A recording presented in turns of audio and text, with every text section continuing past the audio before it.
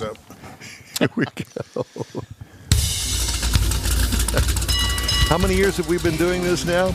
It's the In-Wheel Time Car Talk Show. Just ahead, Sue Mead live from the Dakar Rally. Yeah, on the other side of the earth. We Need More Jeff is back in the house with a feature on the small block Chevy engine. Later, the Ready Kilowatt electric car nut, Buzz Smith, joins us. Ready Kilowatt. Remember Ready Kilowatt? No, I haven't been in Houston that long, but I've seen I saw the neon piece out at John Hovis. Well, you get the point. It's electricity. Conrad has the car clinic. We'll also have the stories making automotive news headlines this week. It's all just ahead on this edition of the In-Wheel Time Car Talk Show. Howdy, along with Mike out of this world Mars, King Conrad DeLong, Mr. Jeffrey, we need more Jeff Zekin. I'm Don Armstrong. Glad you could join us on this Saturday. We are live, obviously, Saturday morning, Central Time, 8 to 11 o'clock. And if you're listening to a podcast, clearly the show is over with. This show is anyway, but yes.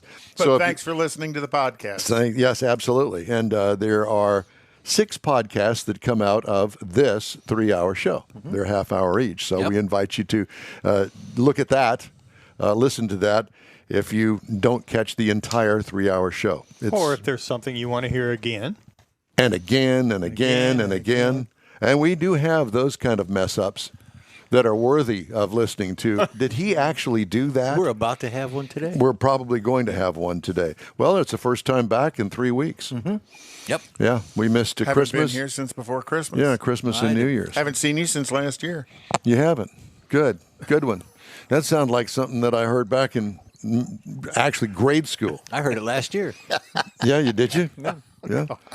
Mars, I see that you're up to your usual down there, not talking and fiddling around with your computer. He's looking for guests. Yeah, I'm trying to figure out. We went to a lot of trouble to make this connection around the world. And what's happened to it? They're at lunch. They're at lunch. No, they're in bed. Uh-oh. Is it 9 hours? I think it's more than that, isn't it? No, it's 9 hours. It's 9 hours? Yeah, they're in Riyadh, Saudi Arabia. So the suns are going down over there. My sister used to live in Cairo and also in Johannesburg, South Africa, so it's all that same general time zone. So I knew it was 9 hours. But one's south of the equator and the others are north. I just thought I'd bring up the only knowledge that I ever gained. Believe it or not, they still have some hanging around. And they sold 750 of them. That's a lot of them hanging around because they don't sell. No. Infiniti QX30. Okay. They sold one. Was a Chevy Oldsmobile in Sayre, Oklahoma, that had a 1978 Chevy Citation. Oh, yeah. Brand new. Still had the plastic on the seats. Still there in 84, so that was 6 years later. My sister-in-law, Nancy, your other sister-in-law. Yeah, my other sister-in-law owned one of those. Citation. Yep. Not that great of a car. Cindy owned the Citation. Yeah. They were known for morning sickness. Yep. We could yesterday, but we can't get it this morning. What, some nuclear bomb or something went off over there? Or? You don't ever know what they're doing over there in that weird world. But That's I got her true. on the phone. Okay, well, I'm going to save this. Okay, well, that's fine. We can do that. Did the Zoom get its shots? How's the weather been for the rally? Hot and dry in Saudi Arabia. Actually, it's been a little cooler than it was last year. And the first few days of the rally, we were absolutely dumped on with rain. And there were a couple of stages that had to get canceled because rather than, sandy desert, as you would expect, it was lakes and puddles. Oh, wow. Yeah, I can't imagine that environment likes a lot of rain. It probably likes a lot of rain, but it's not designed for a lot of rain. No, the water just sits. So how do you plow through it when you're racing? Can we talk about the car? Well, we actually forded a stream and had probably water up to the doors on the Porsche yesterday. So if it's a situation where the organization thinks it will be unsafe, they will either divert or cancel. But if there's just water, you got to go through it. So tell us about the Porsche you're racing. I am driving a 1982 911. It's a 3.0 liter engine. It's the 911 SC, and it is prepped and built for this kind of event. So there's an FIA spec safety cage. We've got a fuel cell. We've got racing shocks. Everything that you could reinforce, we have reinforced. The engine's got a racing tune, racing seats, harnesses, all the safety equipment, all the navigation equipment, special off-road driving lights, and pretty much everything you need to make it through 12 really tough days. So how does it survive with water up to the doors? I took an off-road training class once where we drove through water that was almost up to the hood. So I learned you just kind of keep moving and, all the water gets pushed away. So we just barreled through and had a nice muddy section afterwards. Had a little bit of mud on the floor inside, but not too bad. We managed. What's the power output of the 3 liter on that? It's tuned to about 260 horsepower. Oh wow, okay. And let's see, you said it was an 82? 82. So it's air cooled. Yes, correct. So a real advantage out there having an air-cooled engine versus the struggles you can have with, some of your competitors with water-cooled and some of the issues they can have with a water-cooled engine. So, are there other Porsches running out there? Yeah, there are actually. I was the only one last year, but there are 2 others that were built. One is a 90-something, and the third is, I think, an 84 or an 85. Okay. Similar era. And then what class do you run in? The Classic is divided 2 ways. One is by era, so it's pre-96, I think, pre-86, 86 to 92, I think it is, and then 92 to pre-2000. And then within those age groups, you have the option of doing the rally at 3 different speeds. They call it H1, H2, H3, H1 being the slowest, H3 being the fastest, and that's just kind of a personal choice. Except if you have one of the older cars, they don't permit you to race in the fastest class because they assume your car won't survive and it's going to just be problems for everybody. And that H1, 2, 3 categorization, other than the older classic cars, is more a driver choice or a driver skill at what level you're going to race at? It's kind of both. It's not only driver skill, it's also navigator skill because the co-pilot is constantly talking. They're constantly giving instructions on navigation, where do you turn, what's coming up next in the terrain, but also the timing because it's a regularity rally, so you have to keep a specific pace. So if the driver can handle the faster class, but the co-driver can't, you're not going to really be successful. So it's got to be a happy choice for everybody. Okay, and the race Dakar 2022 started January 1st, correct? That's correct. Yep, we had our prologue January 1st. And then how much?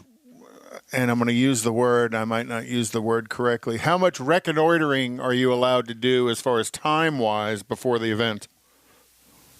Absolutely none. Oh, serious? Not like a Baja. Yeah, it's not like a Baja race where there's pre-running and you get the map files, a month ahead, and you can run your course and run your sections and make your notes. You get your instructions of where the course is in the morning as you leave the bivouac.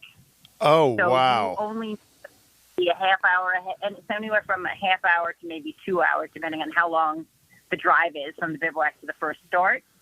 And I'm driving, and the co-driver is looking through that road book and figuring out, where are we going to have trouble? What are we going to have to do? What are we going to have to do for tire pressure? And just getting our strategy down for the day. And she talks me through, what's coming and what do we expect, so we can kind of plan, okay, here we'll do this. At this point, we'll have time to have a snack and a quick drink, all the important stuff to get you through the day. And then are you allowed to use electronic navigation devices? It's not going to do you any good because you only know, you don't know your end position. You only know the course you're supposed to take note by note.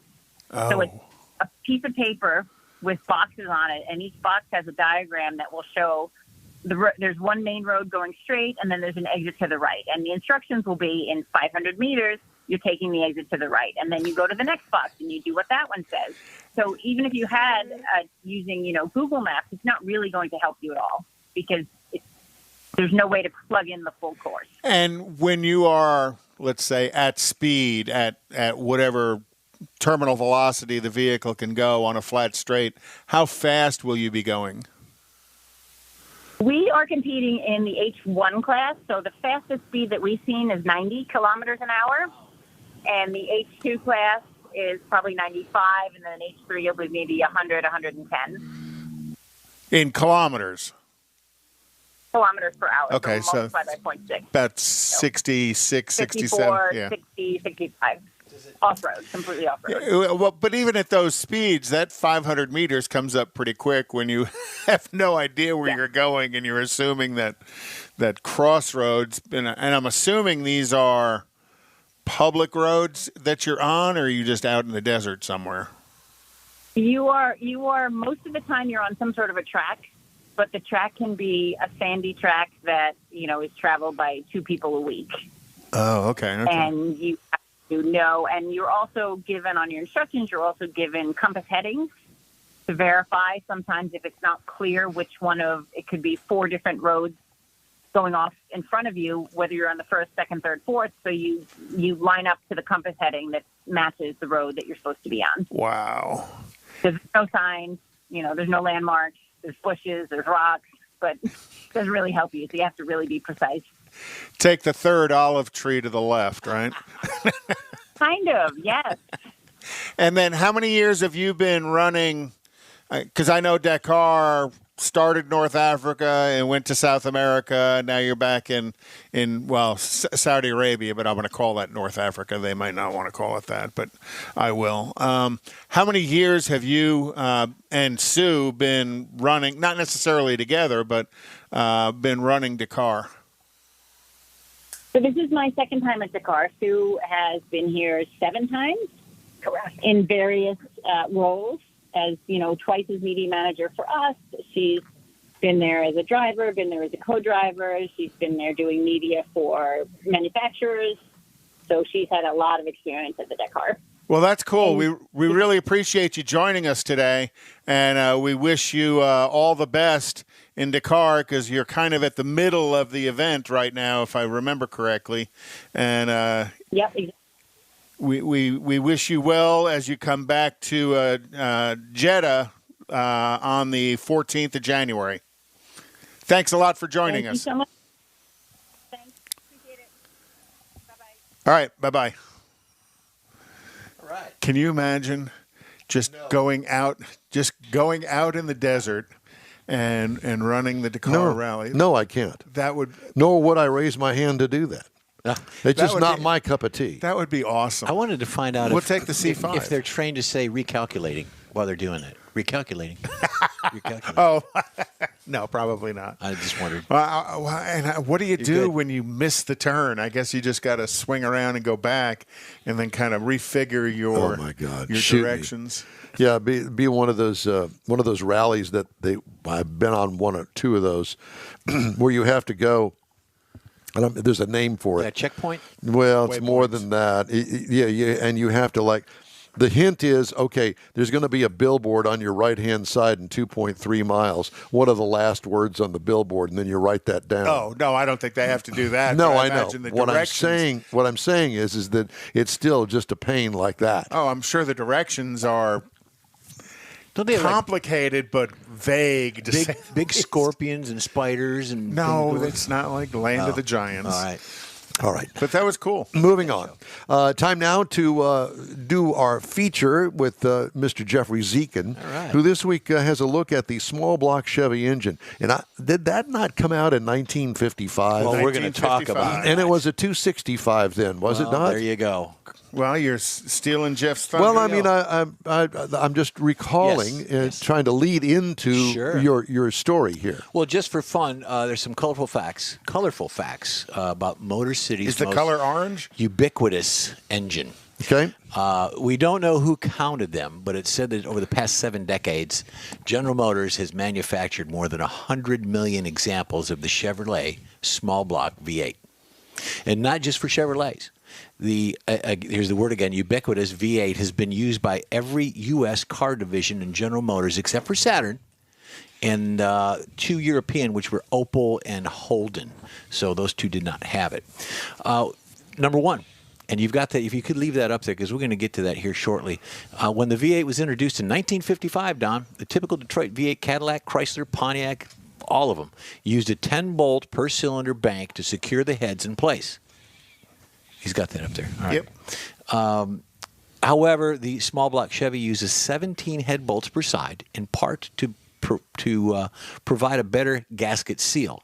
This arrangement, torque sequence shown on that right there, also reduces cylinder bore distortion when the head is torqued in place. With 10 bolts, the cylinder is pulled into a squarish shape, but on the Chevrolet, the shape is closer to a pentagon. On the rounder bores promote for even seals. It's basically got 5 bolts per cylinder. Right. Number 2 have been seen in the Chartreuse Chevy V8, the color. Remember that? No. You're old enough for that. Chartreuse. It was actually orange. It was actually a color. They call it Chartreuse. It was actually a factory color. The Chevy V8 enlarged from 265, Don, to 283 cubic inches in 57, but the 265 version remained in production. And it was... I didn't know that. Yeah, it was disguised with 2 displacements. The Chevrolet painted the 265s a bright chartreuse color until mid-year, when all the V8s were finished with the appropriate Chevy red. Orange. Well, it's orange. Well, they call it red. I understand. I know that. All right, so number 3, if we're all taking notes, Mike, the small block cylinder head is not only interchangeable from the left bank to the right bank, it's also book fold layout. That, in other words, you can fold it either way. That is a head casting section. Oh, there's your Chartreuse engine. There you go. Yep, there it is. Essentially symmetrical on each side of the vertical center line. This simplified everything. And number 4 was the small block Chevy manufactured more displacements, and there's a list of them to go on, everything from a 262 to a 400 cubic inch. And lastly, perhaps the most intriguing fact, and this, I'm going to read this verbatim here. We've included Here's a 409. There you go. In 65 years after it was introduced, the small block Chevy is still being produced. While the engine is discontinued in production vehicles since 2002, GM's Chevrolet Performance Division continues to offer a full line of crate engines, Conrad. Oh, yeah. Blocks, heads, all the components, all the accoutrements, remanufactured parts is not part of it. They're all brand new. So you can still buy a 283? You can still buy it, yeah. They're not remanufactured, but they're all brand new stuff. And, of course, the 55 Corvette, the 265 cubic inch displacement V8 is the ZZ6 350 crate engine, which sports a roller cam, electronic fuel injection, titanium intake valves, Conrad. All stuff they never offered in production. Right. And up-to-date features, and it's rated at 420 horsepower. And what I like to say is get a crate, tub it out, drop it in.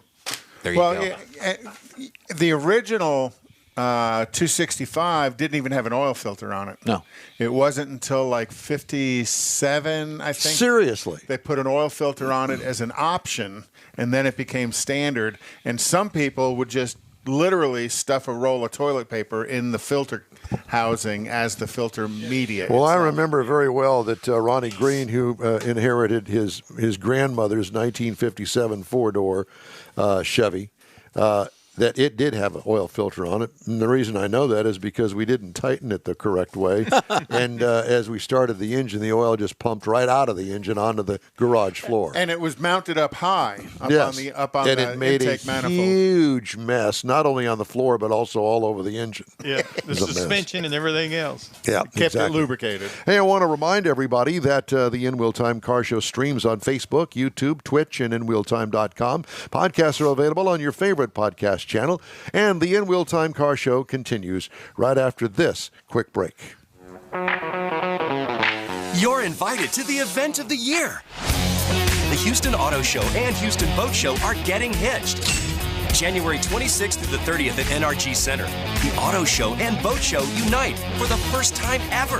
Take a test drive, board your dream boat, check out the latest and greatest models. One ticket gets you into 2 great events: the Houston Auto and Boat Show, January 26th through 30th at NRG Center. Tickets at Ticketmaster.com. Because of inclement weather, the Tailpipes and Tacos December Cruise-In was canceled. Darn it. But when it returns in the spring, expect a new and exciting way to enjoy the gathering. Tailpipes and Tacos is Houston's unique Saturday morning cruise-in, and with a new quarterly format, you'll have more time for car mods and to get ready for cruise-in trophies. Yup, you can compete for Best Hot Rod, Best Classic, and more. And the top car will be featured on a full-size poster that'll be used to promote the next event. Bragging rights are guaranteed here. Tailpipes and Tacos wants to thank all participants and visitors who made the event an exclusive, fun gathering of unique cars, trucks, hot rods, and lots of muscle. And we know you'll enjoy it even more in 2022. Tailpipes and Tacos will still be held at the Lupi Tortilla Tex-Mex in Katy, just south of I-10 at Kingsland Boulevard on 99, the Grand Parkway. Stay tuned right here to the In Wheel Time Car Talk Show, and we'll tell you the exact date for the next event. Until next time, be sure to visit the Lupi Tortilla Tex-Mex in Katy, where you'll find the best fajitas this side of California. It's your weekly car talk show, the In Wheel Time Car Talk Show. Coming up, Conrad will have the Car Clinic. We'll have this week's auto news. Howdy, along with Mike Out of This World Mars, King Conrad DeLong, and we need more Jeff Zekin. I'm Don Armstrong. Glad you could join us on this Saturday. Have we got all of our technical issues ironed out now? Maybe. No. Could be. Don't have them ironed out. Okay, well, you let me know when Buzz is ready, okay? Oh, Buzz is ready. Buzz is ready. Buzz is absolutely ready. Well, I mean, talk about a technical problem. Here we go. Oh, no. We're bringing him in from outer space. Yeah, you got too many different issues to talk about here. And, No. and they all surround Buzz. Do you want me to bring him in? Oh, yes. Yeah. Buzz Smith, it's good to see you. Oh, my God. Live long and prosper. Oh, my gosh. Well, how are you, sir?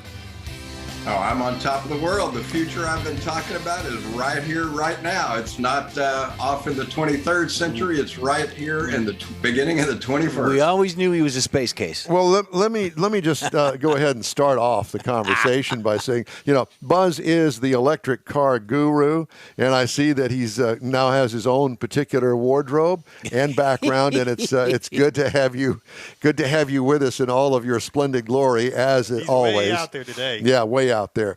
Let me start off by saying to you that there was a snowstorm up on I-95 this week, and apparently it was such a big mess up there He that knew it was coming, Yeah. Buzz. people were stranded in their cars overnight, actually, and Up to 19 hours. yeah, and it was a big mess up there. How did those charged up cars work? Oh, fantastic. In fact, they do a lot better than gasoline-powered cars in situations like that, because when you're in stop-and-go traffic or just stop, the electric motor shuts down, unlike the ancient V8s you guys were just discussing a moment ago. Yeah, Oh, boy. and Yeah. so my question And to you know what? No carbon monoxide poisoning would ever happen if well, you're in the electric. there is that, but what about the heater in the car if you're stuck in the car in sub-freezing Go for temperatures? hours and hours. A without lithium any problem at all. battery fire is a good heater. I'm sorry. And it lasts a long time. Buzz, we have to give you a hard time. You know We that. love you, Buzz. Especially when you show up with a background like that and your James T. Kirk Star Trek shirt on. That is great. I love it. Well, thank you, sir. Yeah, I mean, that is the theme for me today is the future is here. I was just on a meeting where the North Central Texas Council of Governments was sharing registration numbers in Texas and the S-curve of adoption that I've been talking about for a while. I mean, you can see it taking off. In Texas, we have 108,000 electric vehicles registered right now. What pure And, EVs? How's that? You said there's 108,000 pure EVs on the road in Texas right now. They're also counting plug-in hybrids in that. Okay. So plug-in vehicles. So, yeah, I mean, it's happening right now. And the big tipping point, of course, is the pickup trucks. And we've got great news there with, Rivian has started delivering trucks and has delivered 2 of their R1S SUVs. They've gone public. The stock debuted at about, I think it was $78 a share, went all the way up to about double that, but has come back down into the 80s. So it's probably a good buy right now. So Chevrolet I'm not a pickup guy. You guys know this about me, but believe it or not, I put a deposit on the Silverado EV. They brought back the look of the the Avalanche. And when I sold cars for a living, people would come in all the time saying, when are you going to bring the Avalanche back? Well, it's back and it's electric. And it's going to have a mid-gate on it again? Yeah. That's pretty cool. You know, I remember. I know. They say you can carry something up to 10 feet long, you know, with the way the tailgate has the flip-up deal to keep stuff from sliding out. That's pretty amazing, but the styling is gorgeous. You may have seen that there's now a Ram EV truck that they've started talking about, showing concepts of, you know, so even the laggards here in the U.S. are jumping on the EV bandwagon. And the Rivian won Motor Trend's Truck of the Year, even though I don't think it's actually out yet, if I remember. It is out. It just came out, I guess. Right, yeah. I think last I heard they had delivered under 100 of them, but they're starting to crank them out of the factory. In fact, they've now settled on where their location for their second factory is going to be. Ford doubled production on the F-150 Lightning. Unfortunately, Texas lost out on the second Rivian factory. It's going to be built in Georgia. But I was hoping it was going to come to Texas because they were looking at a spot in Fort Worth, which is where I am. So I thought that would be really cool. Well, Ford doubling, they went from 80,000 to 150,000, but they have like 200,000 reservations. So it makes total sense for them to basically double their production on that because they have that many people waiting for that F-150 Lightning. Oh, absolutely. In fact, they admitted they were completely shocked by the, no pun intended, by the demand for these vehicles out there. And I think that Chevrolet is going to see that when the pickup truck's coming out. By the way, they've also announced the Equinox and Blazer, and they had renderings of what the Equinox is going to look like. This is going to, I mean, it's happening right now, guys. You're going to be able to go into dealerships that you've dealt with for years, and they're going to have electric vehicles. Recently, I was in Austin, Texas for the largest expo ever done for electric vehicles. It was great. They had, I think, 21,000 attendees. They had ride and drive events. I got to drive the Polestar 2, which was interesting. But the car that really got me was the Kia EV6, which is delivering, beginning this month, is delivering in the United States. And that is a gorgeous crossover SUV. It's on my short list. In fact, I have 3 deposits right now on future electric vehicles that are about to debut. And I'm tempted to put one on the Kia as well. And where are you going to charge all these? Well, I'm only going to buy one of them, but I'm getting in line so that I can get them. I was referring to, you know, all these people that are buying them outside of their garage and their home charging station. Where are you going to charge them? Well, Don, once again, 99% of the time, you are going to charge at home or at work. That's just the way it is. You don't equate this to gas stations. The one time that something like a gas station is going to be important will be on a long road trip. And already Texas has chargers that'll get you from Dallas to Austin to Houston and back again. I've done it. And there are more chargers coming. The government has released, I think it's $50 billion for charging infrastructure in the United States. And so you're going to see a lot more of them in the future, but don't let that hold you up. You know, when cell phones first came out, I had one of the big old, you know, bag phones. Was like a giant purse you had to carry on your shoulder. And the antenna you put on the roof of the car. Exactly. And you looked so good with that big bag purse. Well, thank you, sir. But driving from Dallas to Houston, there were 3 hours that you were out of contact. Right. And nobody said, well, I'm going to wait on cell phones until I can make a call from every square inch of the United States. Cell phones took off, and most people don't even have landlines to their homes anymore. And you still can't. You just still got rid can't of make a cell phone call from everywhere in the United States. You go up in East Texas and them tall pine trees. That's my point. Even now, you can't. But does it stop you from? Do you guys have mobile phones? Oh yeah. Well, there you go. So what we have to do is look at how we're going to use this device, whether it's a mobile phone or an electric vehicle. And if we don't take long road trips, there's no reason to not get an electric vehicle right now because you're going to save tons of money. You're going to have great fun with acceleration and cornering, and you're going to love life like I do. Well, I understand that the Silverado EV is built on the same, what I'll call skateboard chassis. So all of the EV drive battery platform basically looks like a skateboard. They pop the body on.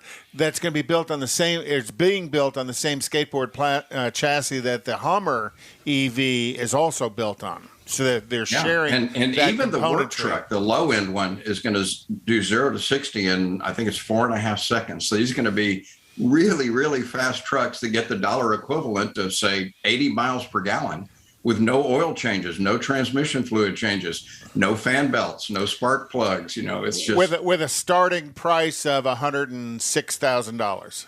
No, $40,000 for the work truck. $104,000 is for the RST, which is the fancy one, and then $110 for the high dollar Hummer. I know there's a level of Hummers, but I think the only ones they're selling right now are the highest level truck. Exactly. I mean, this is exactly the Tesla model. Tesla came out with the Roadster first, which was $110,000, then the Model S, which started at the low end around $70,000, and then as time went on, and they got the economy of scale going, then they finally dropped the price to a Model 3 all the way down to $35,000. You're going to see the exact same thing happen with the traditional OEMs as they develop those economies of scale. Now, in the case of GM, the Ultium battery is a new animal, so they have not produced a vehicle yet. The first one will be the Cadillac Lyriq will be the first one that has the Ultium battery packs. So that's sold out. Kind of starting over there. And the Lyriq, I understand, sold out in hours. Yeah, in fact, the first edition RST, I think they said sold out in 12 minutes. Now the interesting thing there is they don't tell you how many vehicles it is. I mean, if I was producing one vehicle, I could say I sold it out in 10 minutes. So we'll have to see what that actually means when they tell us the numbers involved. Are you coming to the Houston Auto Show? Yes, sir. Are you bringing your green sequin jacket? Red sequin jacket. Yep, I will. I'm going to be in full garb, top hat, and everything. Hope to see you guys there when I'm in town. Standing out in a crowd. Yeah, and by the way, you were talking about crate motors earlier. Mm-hmm. Realize that GM offers a crate motor that's electric. So the Bolt EV motor is available to install as a crate motor in a gasoline car. Is that the one that catches fire? No. Wow, the Bolt does. In fact, out of 75,000 vehicles, 5 caught fire. I originally thought that GM really overreacted on this. And the problem was an anode that was folded incorrectly. And it was LG's fault. And LG is paying 90% of the cost of the recall. But I think now that this will be, like Apollo 13, what they said is, this is GM's finest hour. They went way above and beyond. Everybody's getting a new battery pack. They're getting a brand new warranty. The new battery pack is even better than the original battery pack. So you're going to get much better range than you did before. GM did it right. They took care of their customers. And I think we'll see other manufacturers do the exact same thing. When we first started creating gasoline cars, well, even back in the 70s, when the Chevy Vega came out, that aluminum block had some issues for a while there. And, it was a learning curve. Same thing's going to happen here, but it's good to know that you'll have somebody backing you up. Buzz, you need to try and make a point of coming down here the first weekend in May for Keels and Wheels, because Bob Fuller's online with us, and he says that there is going to be an antique electric car category this year at Keels and Wheels. Oh, we got to get the word out about that. I will try to be there. Think of how cool that's going to be, because, electric cars have been around since the 1900s. Yep. In various configurations, and through the years there's been electric cars, but they've never really taken off and never really seen the volume until now. And I'm going to probably give Tesla more of the credit for it, because Elon Musk really made a big deal out of it, and they sell close to 400,000 vehicles last year. Gosh, I can't remember the number. It was a phenomenally high number, and they've got 1.25 million pre-orders. No, 125,000 pre-orders for the Cybertruck. I think those of us in the electric vehicle world, we owe Elon Musk a huge debt of gratitude, because he took the electric vehicle space, which made, quite honestly, very ugly cars that nobody wanted.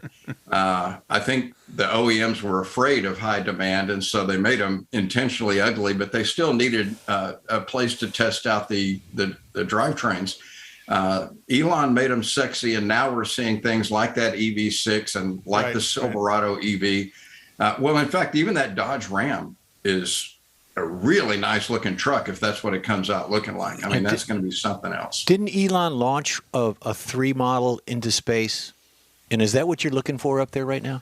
Yeah, he did. He did actually do that, and he had an astronaut in a spacesuit. Right. You know, a mannequin. Obviously, he didn't sacrifice a human being. And last I heard, the perihelion was going to be somewhere around the orbit of Mars. So it's a really oval-shaped orbit, but they said that solar radiation was going to eat that thing alive. There won't be much left of it before long. And I have to tell you, Buzz, you know, we keep talking about the vehicles and the technology's changing, and it's kind of a lifestyle. We've talked about that, how you kind of change habits and stuff. And I've been looking at it, and I'm seriously, with all the battery technology, considering getting a new electric golf cart to replace one of my gas golf carts.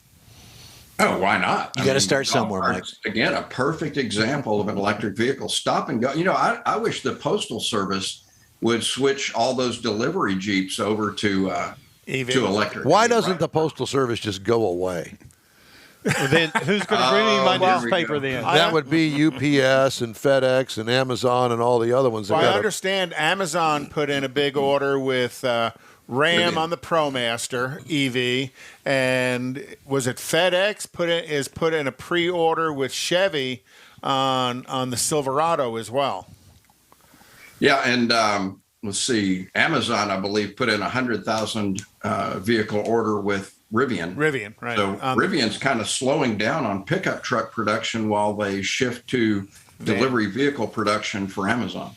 And I think the delivery vehicle production is going to be a huge part of what they do, because there's such a high demand for the delivery vehicles in today's world of dial up and order something versus, go to the store yourself.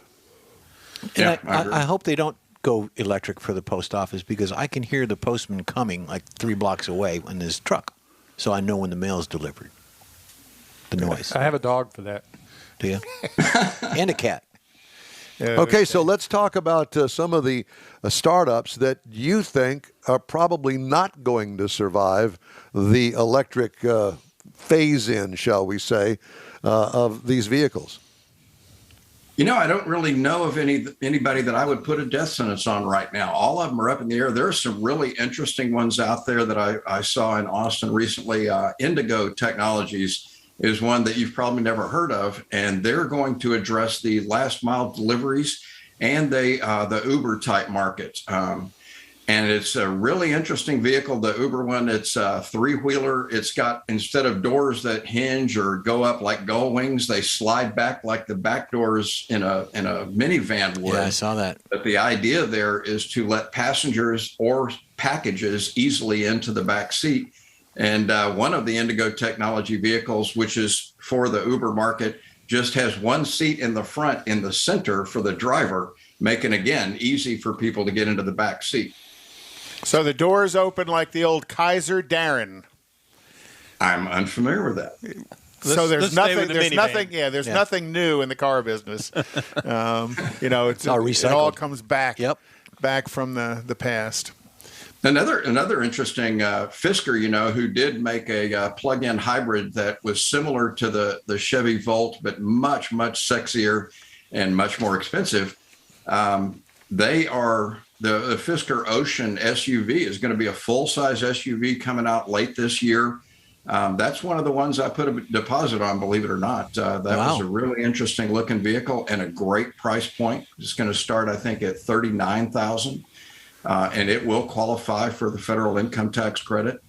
And Fisker started off with a bang and then kind of collapsed, and they were purchased by another company and have been brought back. So, it's good to see that there's that much involvement in even restoring some of those old brand names. So, Buzz, where is your electric booth going to be at the Houston Auto and Boat Show? I don't know for sure. Originally, they were saying that the EV display is going to be right when you walk in, but now I've heard it's going to be right near the ride and drive area, the interior ride and drive area. So that's close to where you guys were last time. So Yes. we may be over there. I think we're going to be there, right there in that same area. So we can come over there and hassle you real easy. Oh, I'd love we it. could just holler. We could just holler across the room at you. We love you, Buzz Smith. Thank you so much for joining us today. It's always a pleasure, and we'll see you here in a couple of weeks at the Houston Auto and Boat Show. Live long and prosper, Buzz. Buzz Tiberius Smith. That's it. Take care, brother. Oh, my goodness. We'd love to hear from fun. you. Just shoot us an email. The address here is info@inwheeltime.com. Time now for Conrads Car Clinic. And what's on the agenda today, sir? Well, You've had 3 weeks to think about this. Changing transmission fluid. Can it hurt my transmission? You hear some people talk about, I've got so many miles on my vehicle, I don't want to change my transmission fluid. Well, the true answer is no, it's not going to hurt anything. But does the transmission fluid exchange really need to be done? Of course, I'd say yes. I work for a company that builds the best tools and equipment to perform transmission services. But here's unbiased facts. Automatic transmissions use a transmission fluid that's a hydrocarbon. It's based on a hydrocarbon. And those fluids are used to activate pistons, lubricate gear sets, and keep moving parts cool. All fluids inside of a vehicle cool, clean, and lubricate until they don't. And when they don't is when you start to see component failure. When do they don't? Well, as they age and they oxidize, they lose those abilities to do those things. How would you know that? It'll discolor. One of the things turn brown. It turns brown, then it turns black, and then it turns thick, and then things stop working correctly, and it clogs starts up. to leave. So you want to to change it before it does that. Oh, you actually want to change it right about the time it starts to turn brown, the transmission fluid. Because heat is what hurts the fluid itself. The oxidation rate of a hydrocarbon doubles every 18 degrees over 180 degrees. So if they say your transmission fluid's good for 100,000 miles in your vehicle, well, that's done at 180 degrees. In today's cars, the thermostat inside the radiator is 205, 210 degrees. So you're sending transmission fluid up there to get cooled in 205-degree temperature. So the fluid going up there is hotter than that. So that's where the fluid begins to degrade because it's so hot. Heat's the culprit of most transmission failures. You can always have heat. You'll always have heat in your transmission, but in today's transmissions, heat and transmission fluid are kind of like roommates, inconsiderate and incompatible roommates. Have you ever had one of those? Don? Many. Over time and miles and high temperatures, transmission fluid starts to break down, and that as the fluid breaks down, it'll cause the operating temperature inside your transmission to go even higher. Despite what you may hear from vehicle manufacturers that transmission fluid lasts forever, it's really not true. When it hits that point, it no longer is going to protect the components, and it stops cooling, cleaning, and lubricating. Your engine, you typically change your oil somewhere between 5 and 7,500 miles. Well, the same thing with your transmission fluid. As it ages, you need to change that fluid out because, again, it's still a hydrocarbon. Transmission fluid begins to break down somewhere in the 25,000, 30,000 mile range. In most vehicles, some may go a little bit longer if you're kept cool. Neglect is what hurts your transmission. Most of the horror stories you hear about transmission-related problems after a fluid change are caused because the customer waited way too long before they changed the fluid, which means the transmission generally already had a problem, and changing the fluid just exacerbated the problem. So change your transmission fluid on a regular interval. I'm a believer about every 30,000 miles. Take out all that old contaminated fluid and fill it with fresh, new fortified fluid and head on down the road. There's no reason to change the filters anymore. The fluid and the cleaner that's put in when you do a good transmission flush is going to clean the filter as well. I've seen the evidence of that. Transmission fluid has a lot of detergency in them. I used to wash my hands. I did a lot of differential work and Oldsmobile diesel work back in the day, and your hands just kind of stink doing that kind of work. And I would literally wash my hands with transmission fluid, clean transmission fluid, because I had so much detergency in them. That's why you have no more fingernails and everything's all worn right off of there. There's other reasons for that. Yep. So do yourself a favor and your car a favor and stick to a solid maintenance regimen and change your transmission fluid about every 30,000 miles. Do you own a 2022 Toyota 4Runner? Well, an inoperable driver's side high beam headlight is a part of a recall that has been issued by the National Highway Transportation and Safety Administration. There are other recalls as well. Tesla Model S 2014 to 2021, the front trunk hood, that would be the frunk, wouldn't it? May open unexpectedly. Bonnet. That would not be a good thing at 70 miles Slaps the an windshield when that happens. hour. Rear view camera image may not display on the Tesla Model 3 from 2017 through 2020. Call your So you dealer. can look into the past. You can look back to 2017 with that Back camera. to the future. That's exactly what it is. I love that. Yeah. Here's an interesting story that I really wanted to get to. If you work in any business, you know about the EEOC, Equal Employment Opportunity Commission. And you know about age discrimination, color discrimination, and discrimination across the board. Right. Well, Vaccine discrimination. there's that. Automotive News has a story. An Ohio BMW dealership has agreed to pay $390,000 in damages and back pay and beef up anti-discrimination practices to settle a lawsuit brought by the U.S. Equal Employment Opportunity Commission. The EEOC alleged that Davis Automotive Group's BMW Cleveland location had fired 2 employees because of their age. What? Oh! BMW Cleveland also allegedly retracted an offer to rehire another another former employee for a new position, awarding the job to a younger and less qualified person. These actions represented unlawful age discrimination under the Age Discrimination and Employment Act, according to the EEOC. Davis Automotive Group admitted no wrongdoing under the terms of the consent decree signed December 13th. It previously denied the government's charges in a 2019 court filing. BMW Cleveland allegedly offered a job overseeing a new customer call center to former service advisor Kimberly Saba, 52. She resigned her current job and contacted the dealership about her start date, but never received a response, according to the EEOC. Uh-oh. You own a dealership, you own any kind of a business. Listen to this. Saba learned that defendant had hired a less qualified individual, age 32, for the position. Oh. Ultimately, the younger employee was removed from that job and returned to her old position as a receptionist, yet the dealership still never contacted Saba, according to the agency. Dealership also allegedly fired sales personnel Ronald Wesley, 70, and Avery Weeder, 67, in 2017, despite both meeting job expectations and having worked at the dealership for multiple years. Future sales personnel hired had less experience and were mostly younger than 40, the EEOC alleged. We all need to go there and get jobs. Let's go. BMW Cleveland, under the settlement, will pay $390,000, which the EEOC will divide as it sees fit among Saba, Wesley, and Weeder. Yeah, they're all going to get $100,000 for doing what? Getting fired and not getting hired. I love it. They're going to get $12. Except they're going to get $12. The attorneys are going to make the rest of it. You bet. The problem is they hire the younger ones because they could pay them less. Well, you know, when you're starting out in life, why would you say something like that? You need Because to, I Man who comes from the corporate world. That's right. I've seen it. You got to learn somewhere. That's right.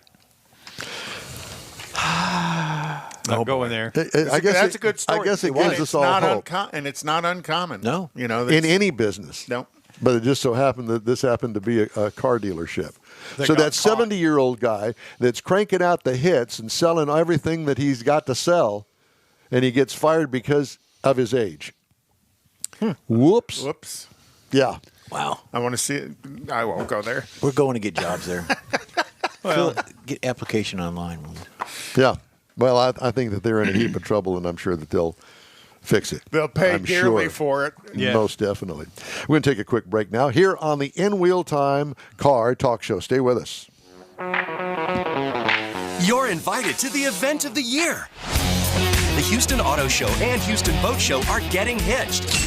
January 26th through the 30th at NRG Center. The Auto Show and Boat Show unite for the first time ever. Take a test drive. Board your dream boat.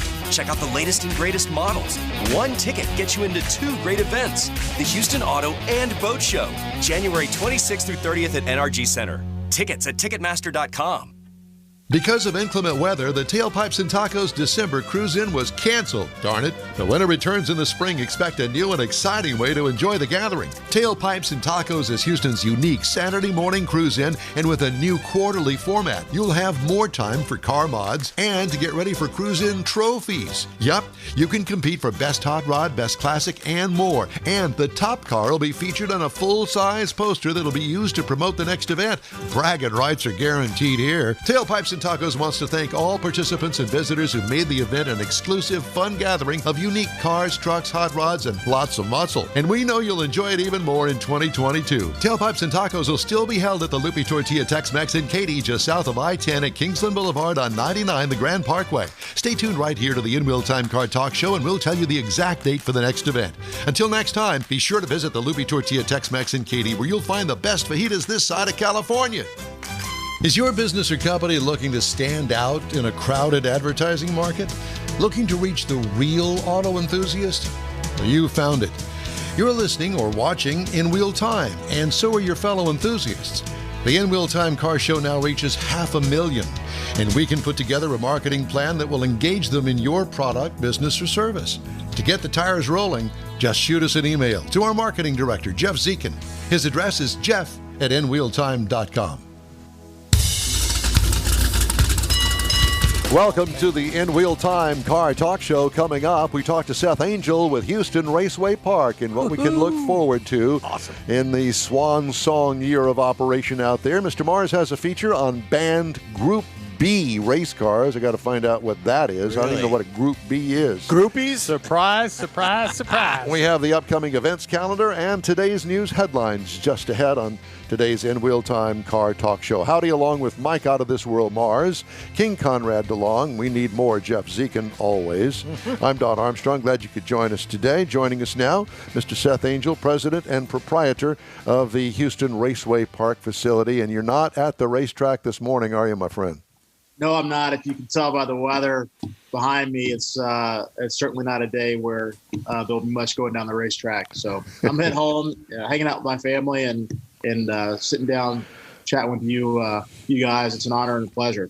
Well, it's always a pleasure to talk to you, too. And, we talked about this during last race, and we actually talked about it a couple of times since then.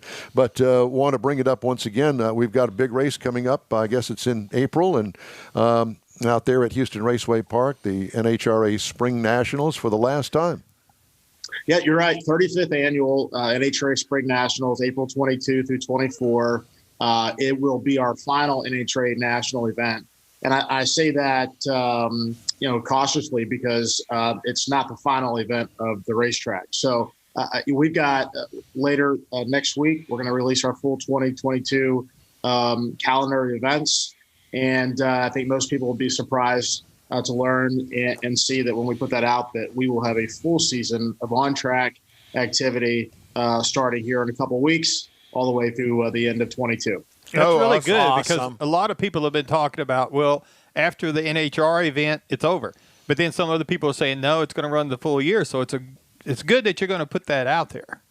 Yeah, so the posture up until recently, I'll be quite frank with you guys and with the listeners, is that our posture going into the holiday season was that come the final pair of cars down the track in April, we were planning on closing the racetrack, and we're going to turn over the facility to the landowners, and HRP would be officially, for lack of a better term, closed and finished. But things have changed. COVID has changed a lot of things.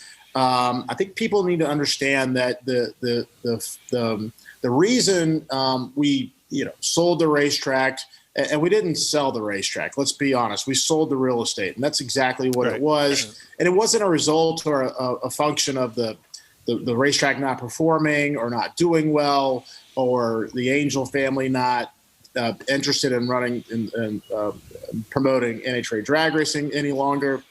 It was a real estate transaction that our family just couldn't pass on. The value, value of the land became so much as the city grew your direction. And that's right, and that's happening all over the country. There's other tracks and other facilities, racing, non-racing, that have the same kind of situation that's placed upon them. Having said that, I will say it was important that for us is that we had the ability to continue to run the racing operations for an extended period of time, and that runway initially was set for 3.5 to 4 years.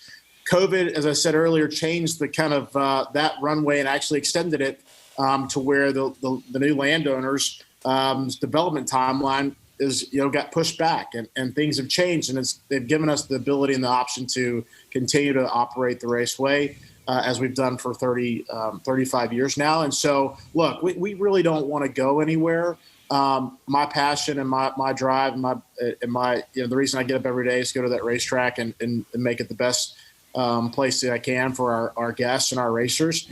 And so that's what my focus is in 22. And I think, I'll just say it right here. I think, there's a very strong likelihood that, you'll see us Houston Raceway Park operating in 23 and who knows, maybe longer. I think, look, we're going to take this year to year.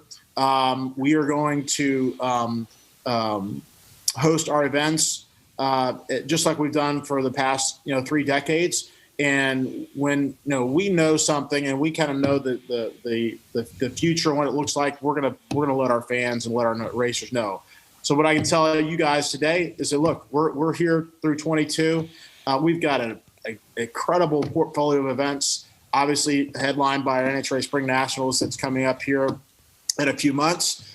We've got some other things that are going to be announced here soon that are really exciting that I can't share today, but just know that we're building a very robust and active schedule, and I think our fans are going to be excited about it. Oh, you could share it today. We'd love to have the exclusive. Sure. Just whisper it to us. Yeah, just us.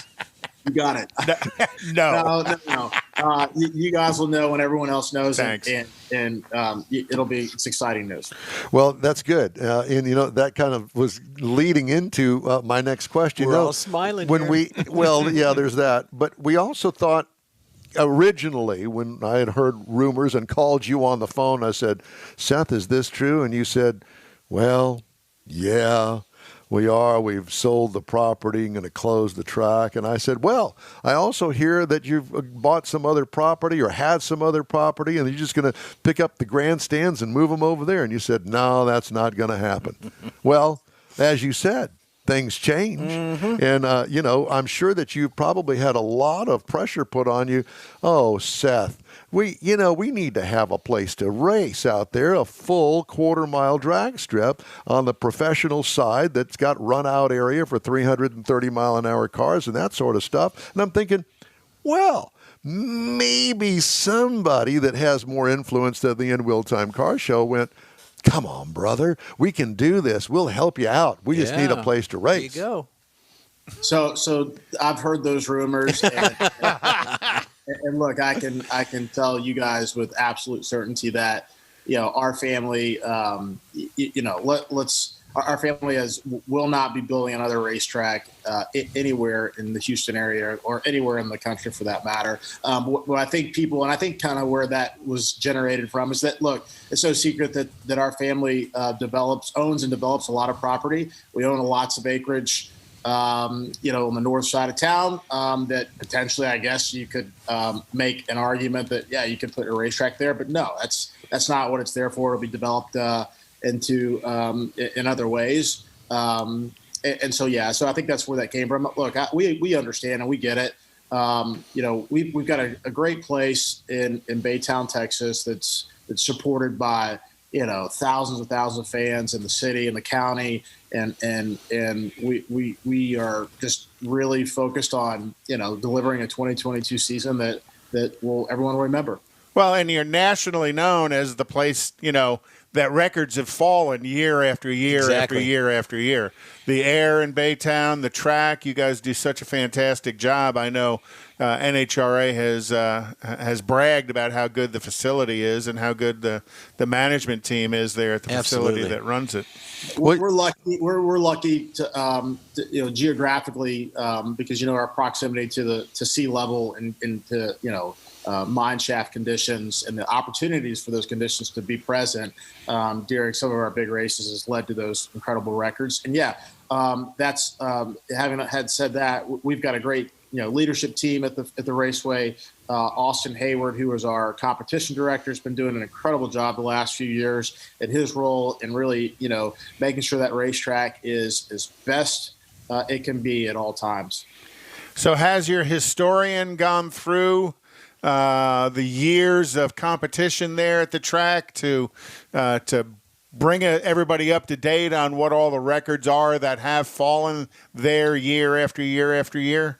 Yeah, we've got a file somewhere, and part of that is our plan is when we start really pushing the NHRA National event here in come April, we'll start to kind of throw these things out there, and so people can kind of have a history and a timeline of some of the most incredible moments that have taken place at Houston Raceway Park, and so that fans can remember and kind of relive those moments. Look, I can tell you the interest for the race coming up in April is the highest I've ever seen. Oh yeah, and we expect a full crowd, a sellout attendance, at least for Sunday, for Championship Sunday on the 24th, and fans are going to be in for a treat. I can assure you that. Well, what I'm hearing, and you said that the events are going to continue through 2022.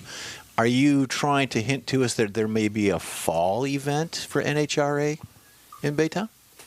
No. There will always be. There's one national event. That exercise that took place back in the early 2000s has been proven not to work. Especially for us, they tried it in Dallas. It didn't work.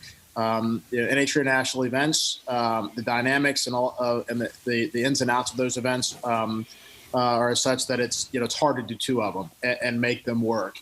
And so our focus is on the one that we have in April.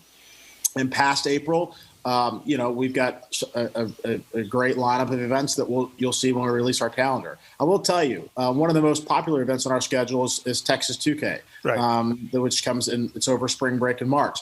That event is on a trajectory, just keeps going up in attendance, the performance of the cars. This is a street race event that is really, one of our marquee events that we put on the schedule every year. Yeah, the Supercar Nationals, I think, is kind of what it's also side called, is Texas 2K. And you're seeing some of those turbocharged Supras and Lamborghinis that are running in the high sevens, which is just mind-boggling for what is basically a street car. Yeah, technology is an amazing thing, isn't it? Yeah. So I have to ask you this. I'm doing everything I can to keep you employed. and I'm thinking, SA Consulting, Seth Angel Consulting would be something that I would throw out there to anybody that was an investor that wanted to open up a track here in Southeast Texas.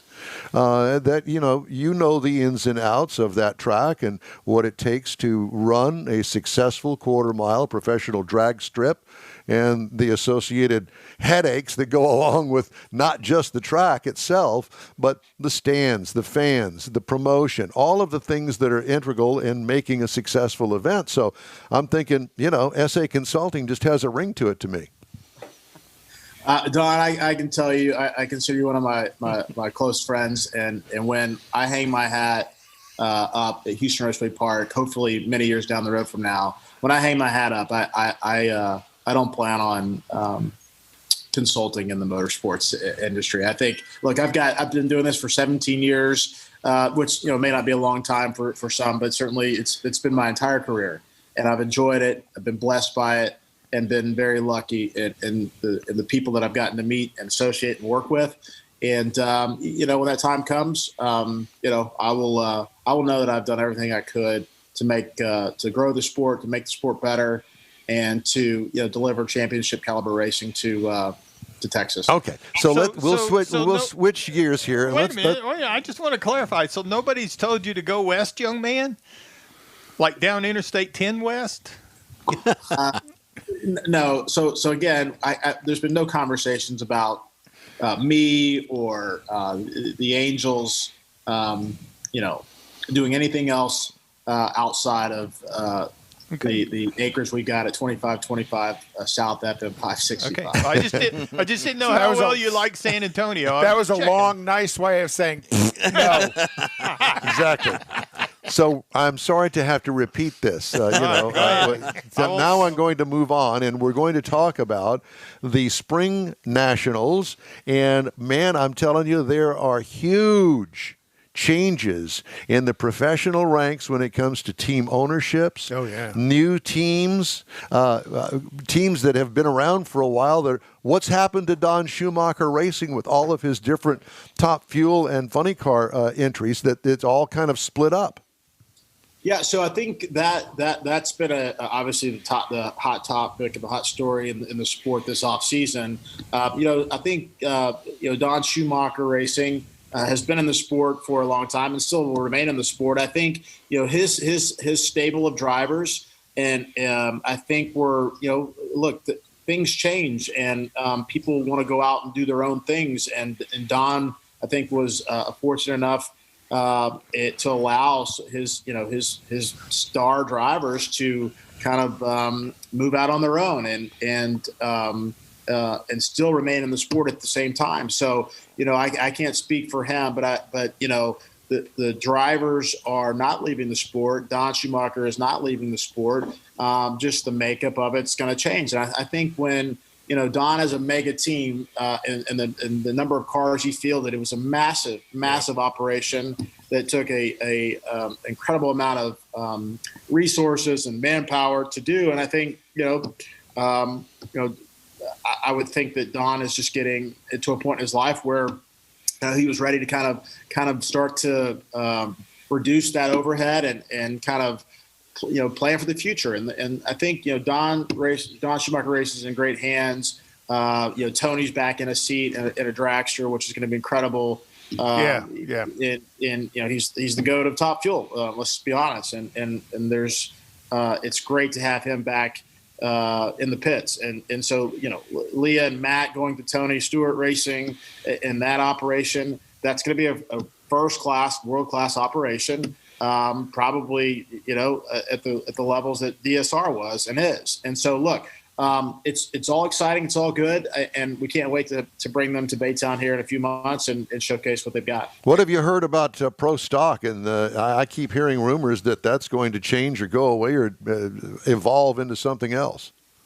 I can tell you from conversations I've had with NHRA and some of the teams that, for 2022, and for our race coming up in April, Pro Stock is Pro Stock as it's always been, and there will be no changes, at least that I'm aware of, come April. Good. So we will see Pro Stock here in Houston in April. 100%. Yep. Pro Stock and Pro Stock motorcycle. Very nice. What else you want to talk about? The price of beer going up, or hot dogs, or anything? No, look, for us, I think if you look at the things that we're doing now, we just got finished. And I think this is kind of a big reason why we're kind of, staying around longer than what we think we were going to stay. And so we've got a lot of events that we do. Some are racing related, some are not racing related, such as, this magical Winter Lights Holiday Festival we just hosted over the last 2 months. Over 2 months, from November 19th to January 2nd, every single day from 5 p.m. to 11, we hosted almost 240,000 people that came to our park, most of which have probably never been there before. So it's things like that perform well, that just kind of, make things, make the park, viable and make it, give us the ability to keep promoting events, whether there's cars going down the track or not. We are an outdoor venue, and we're very diverse in what we have and what we bring to the park. And so that's important for me, but for any venue to have just, you cannot get in a rut and think that you can do, your business model has to stay racing. We're not, and you'll see that when we put our schedule out. There's things that we're doing that are not racing related that do very well, probably better than the racing ones do. But that is what it is. So look, we've got 2022 is going to be a lot of fun. I've never been more excited in the 17 years I've been in the sport, in hosting and promoting events. And we can't wait to open the doors here in a couple of weeks. Well, we hope that we're going to be part of the spring event as we have been the past few years, and come out there and bother you and and have a Coca-Cola and do a couple of broadcasts from out there. We can't wait to host you guys and welcome you back to the track here soon. Seth, it's great to talk to you, my friend. Happy New Year and best of luck to you, and we'll be in touch. Thank you very much. Yes, you bet. Thank you. See you soon.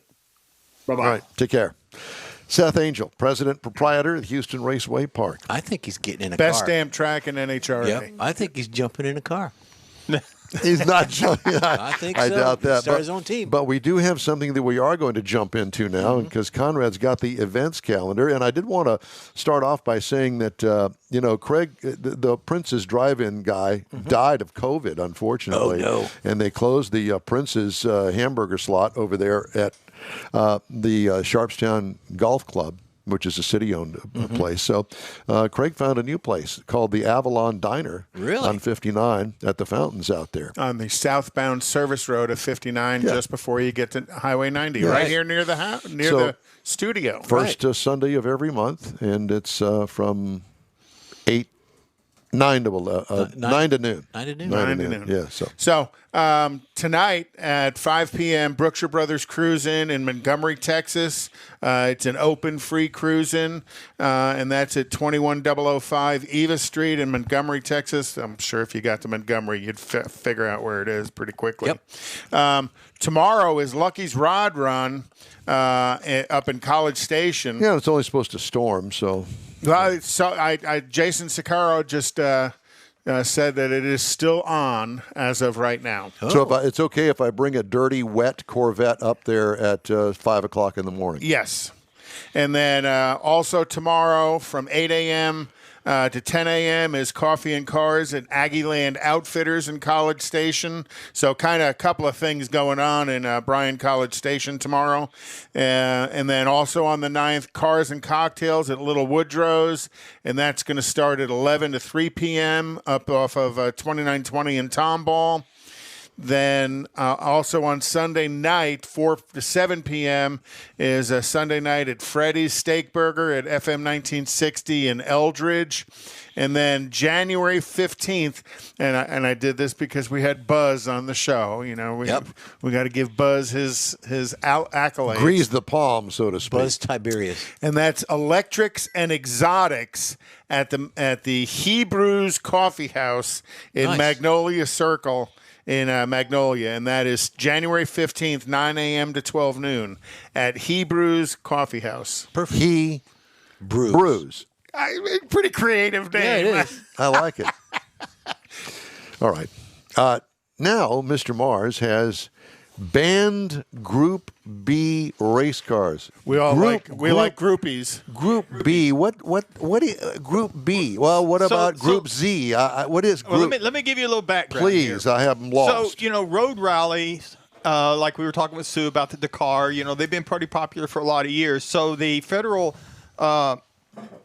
organization that was in charge of that, FIA, was actually going through, they make changes just like NASCAR and NHRA does and classes and everything. So back in the early 80s, they were doing some changes because they had trying to build up the system, get more cars involved. So in 1982, they first introduced the Group A, Bs, and Cs. Now the Group A's were the ones that came from the factory, four-door vehicle. Had 4 seats. They had to build 5,000 a year to qualify to be in the racing. They were kind of limited, on what they could do with the vehicles. Now, the Group B, because they wanted to get more people and some of the smaller OEMs involved in it, you only had to build 200. and you could have 2 seats, and so there was a lot of things you could do. There really was no limit. In fact, in 1981, those cars were producing on average 250 horsepower, and they went up to like 500. By the time they got to 1986, they were putting out over 500 horsepower in these cars. In a 2,000-pound car. At the most, because they didn't have any limits on what they could do as far as weight and stuff. Now, Group C was back to where they could be slightly modified, so they were a little bit more modified than Group A, but B was just totally out there. You could do just almost anything you wanted to do. Somewhat unlimited. Yeah. Somewhat unlimited. The Ford RS200, the Renault R5 Turbo. Absolutely. The turbos, you could do that. The all-wheel drive, the Audi four-wheel Quattro. drive. All of that stuff. And that's really where they really got into a lot of speed. And these rallies that they were doing back then, the closest thing we have now that I've seen is the raced Earl of Man. Isle of Man. That's what it is. Earl's his brother. Yeah, they're blowing through these roads on these motorcycles and cars. You kind of said that with a deep Texas accent. I think what you're saying is Isle of Man. And what he said. And they're racing on city streets. City streets, highways, and the spectators are standing on the curbs. Oh, yeah, in the way. In some instances. And that's kind of where this category Group B went. I mean, these boys are flying in these cars, and they had a few accidents. Obviously, some drivers got killed. Less than COVID. He's got a cow catcher on the front of that. Yeah.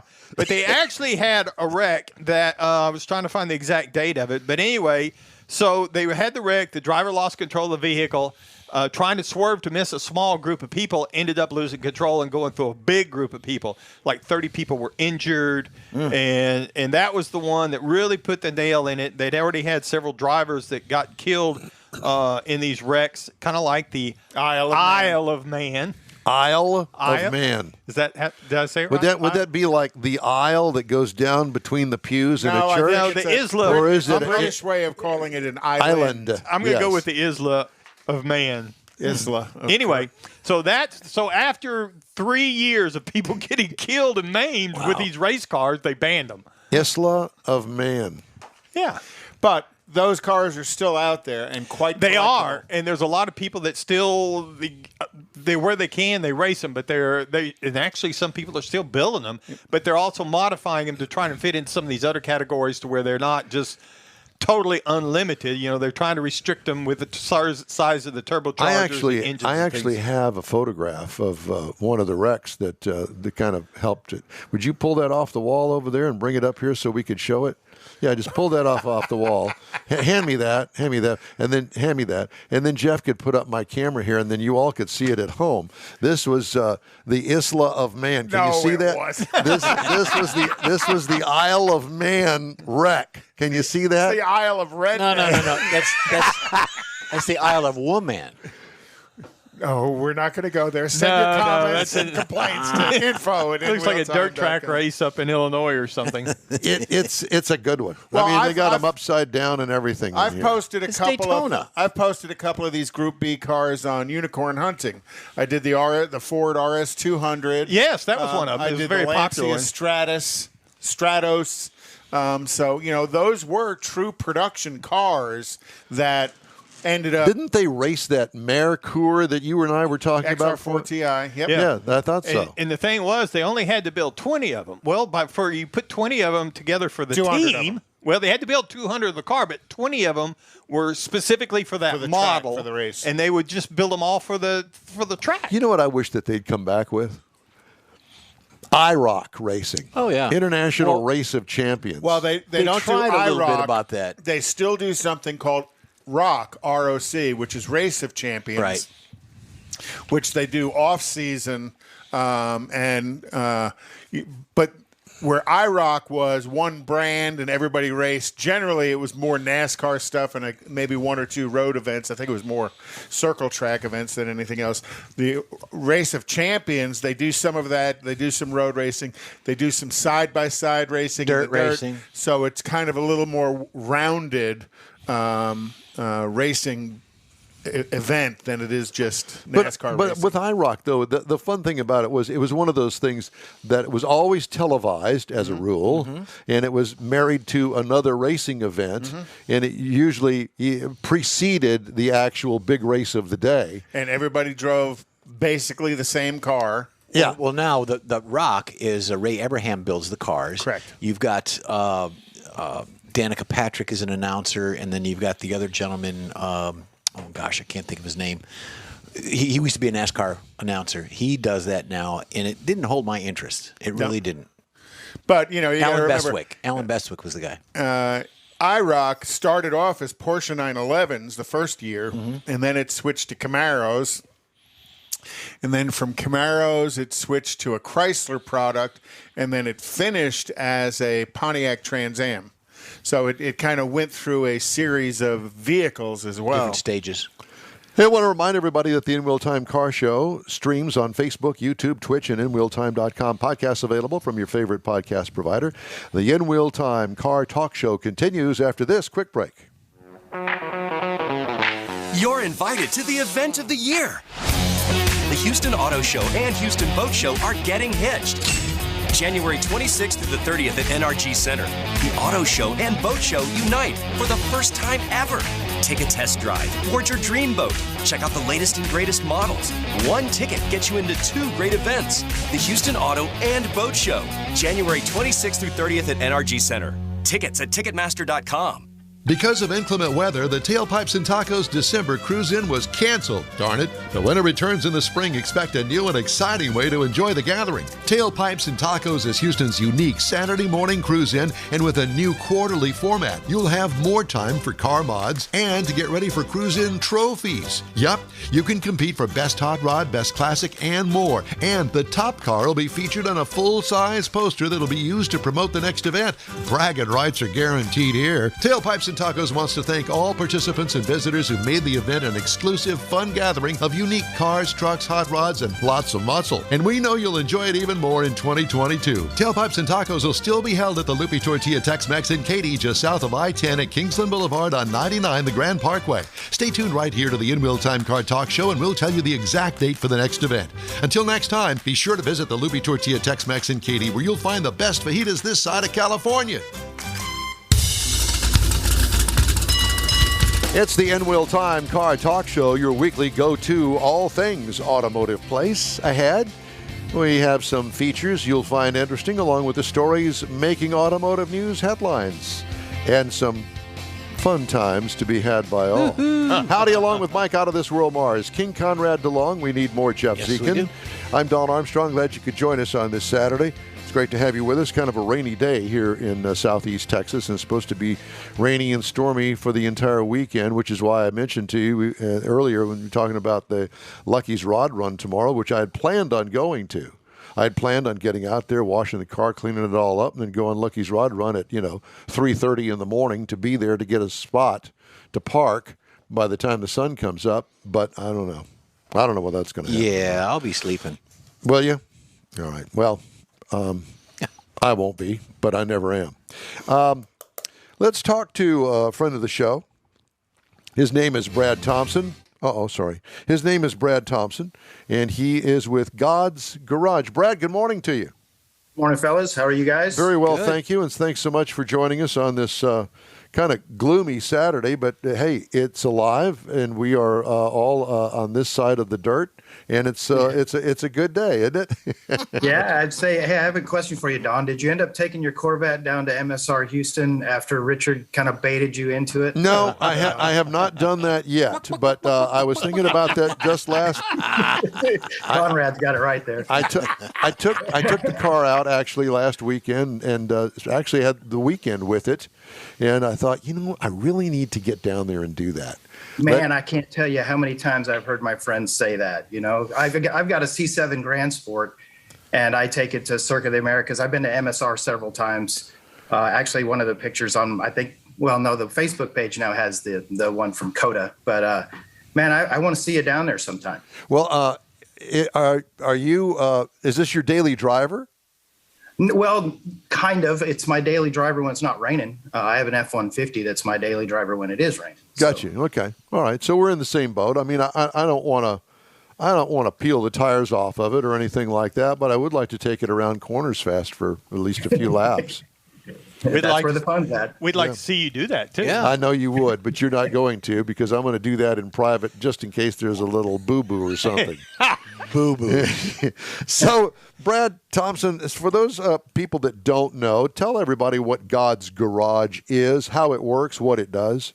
Yeah, thanks for having us on. I think it was sometime last year. And actually, I think Richard was on the show that I was on last time. So it's kind of interesting that, I kind of saw him on the show there. But yeah. God's Garage, we're a 501c3 nonprofit. We're up just east of downtown in Conroe on Highway 105. We're about to actually lose our building because they're widening 105 and they're going to tear up our building. But we take donated cars, running or not. We have a 40-year ASC Master Certified Mechanic that is on our staff. And we fix those cars. We get them roadworthy. We get them safe. We take every car for a state inspection. And then we actually give those away to single moms, widows, or wives of deployed military. And we also fix cars for that same constituency. If they have their own car, and let's say, we're in Houston, so let's say their air conditioner's out, they can apply online with us, and we will take them through our process of getting them to the point where we can either give them a car or fix their existing car. Brad, whose idea was this? A guy named Chris Williams, PC. He's better known as PC in the community up here. He's a pastor. He was a pastor at Lone Star Cowboy Church over in Montgomery. And the way this started is he is actually on the way home one day and saw a mom walking down Highway 105 in Montgomery with her child in the rain, walking down the side of the highway, which, we all know how safe that is. But he stopped and said, "What are you doing out here?" And she said, "Well, my truck's been in the shop for 3 months. I can't afford to get it fixed." So he and a bunch of guys from their church picked up that truck, took it to his house, and they fixed the truck for her for free and gave her the truck. And that was the birth of God's Garage about 10 years ago.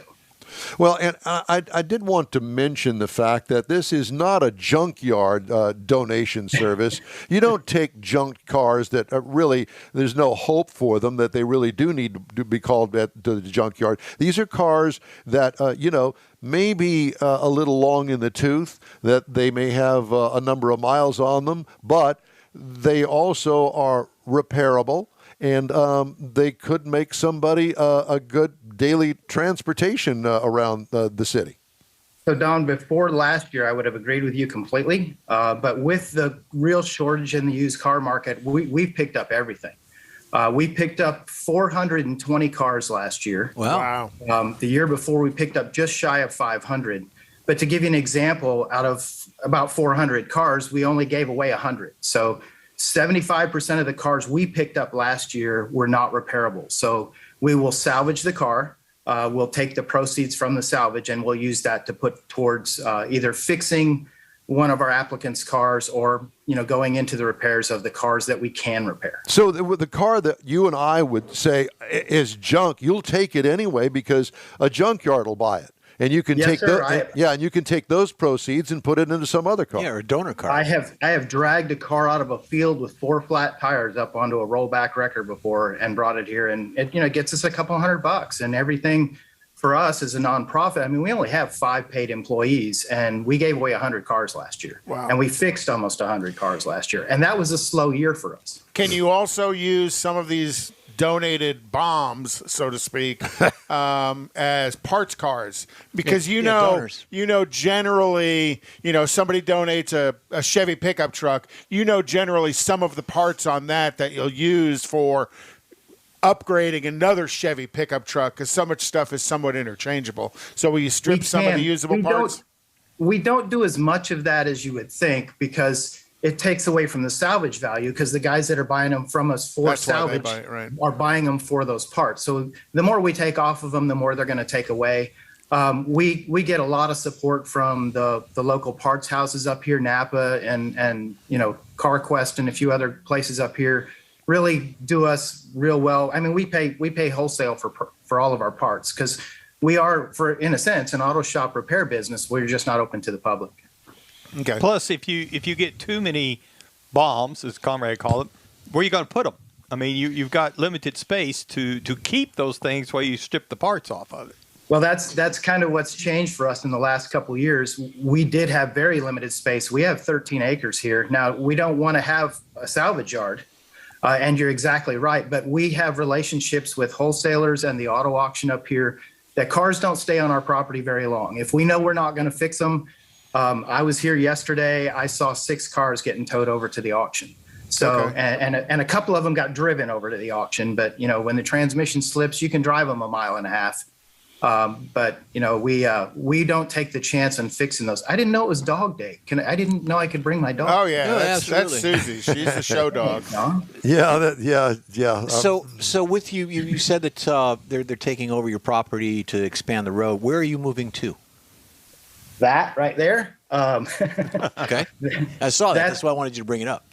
I appreciate the lead in. So we actually are going to build a new building. I'm sitting in our shop, which is about 3/4 the way back into our property. We have a 2-bay shop here that was here when we bought the property a couple years ago.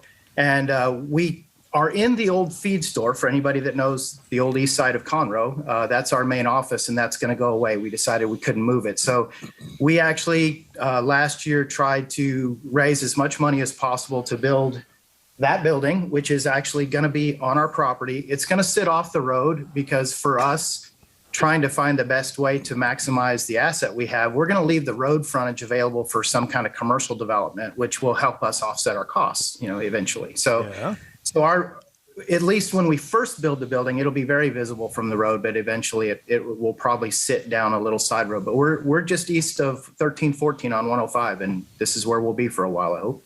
Well, hopefully the state funds you for a while with interruption of business and asset acquisition by the state. So yes, sir. We went through that deeply last year already. So. But we know that your business model is through donations, whether that's through cash donations, through vehicle donations, and we've gone ahead and posted up a link on our Facebook page for people to connect with you to make those donations as well. Yes, sir. That's just godsgarage.org is our website. We had our what we called our Fueling Futures Initiative, which is what that was part of. I believe that page is still there. So if you scroll down just a little bit, there's a button that says Initiative, and that'll show you where we're at. Our target was 1.2 million. We got to about 850,000 before the end of the year.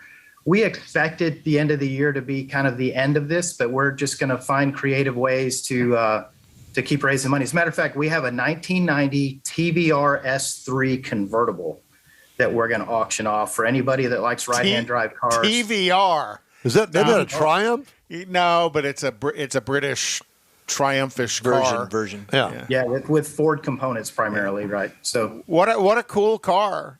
That sounds like something I need to put in unicorn hunting. Yeah. It's a convertible. It's right-hand drive. What else you need? You want me to send you pictures of that one, Conrad? Yes, please do. Just Conrad at inwheeltime.com. Yeah, our past board chair, he's still a board member. His name's Ted Wyrick. He donated that car to us last year. We actually kind of hoped we would make the Barrett-Jackson auction that came to Houston. Yeah.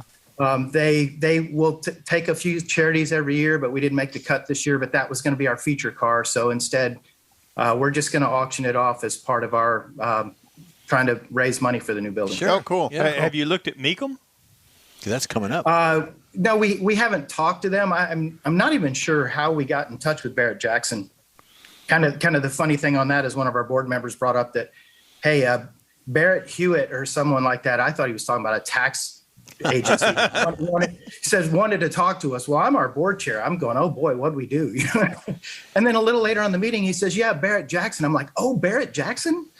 Cool. It was kind of funny. It was a shocker that we have a chance to get on that, and we tried, but it just wasn't our year, and that's okay. What are you working on now? What do you got in the shop? What do you got in the shop? Nothing right now. Actually, the 2 lifts in here are empty this morning. We don't work over the weekends. We have volunteers that will actually come in and work on weekends. There is anything from a 20-year-old car to an 8-year-old car sitting out on the lot right outside the building here. And as we find the needs that we can match that car up with the needs of an applicant, then those are the cars we'll focus on to get them ready. Got it. So right now we have 7 applicants that have gone all the way through our process. We actually require them to go through a life skills training. So you don't just, hey, come in, apply, I get a car. We have interviews. We make sure they fit our scope and our need. And then we actually have them come in, and we have this awesome group of ladies that teach them a 1-day class on budgeting, how to dress for interviews, how to write a resume. Oh, wow. Childcare, nutrition, all kinds of stuff that a lot of these women don't have that background or haven't had the stable parent home to teach them those kind of things. So, and then we try to match them up with a church home as well. We are God's garage, so we do try to do that. So it's more than just providing somebody a car. It's providing them with life direction and transportation to facilitate that new direction in their life. Exactly. Absolutely. We hope this is a bridge for them. I don't remember the study. One of our other board members is really good about this, but I'm not. But there was a study on the single most impactful factor to get people out of poverty is reliable transportation. And especially if you think about, you guys are down in Houston, we're up in Conroe. There's no public transit up here.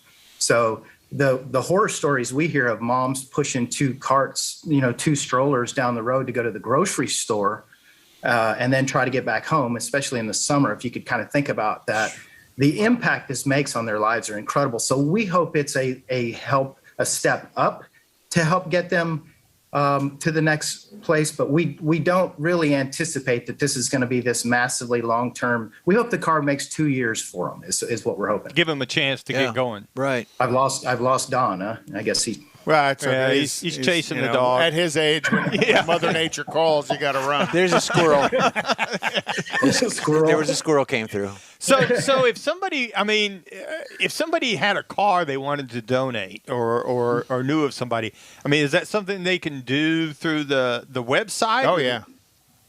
Yeah, absolutely. We've become extremely efficient in the last few years. So you can go on our website, you can choose to donate a car, and you can actually pick the time slot that we'll come pick it up.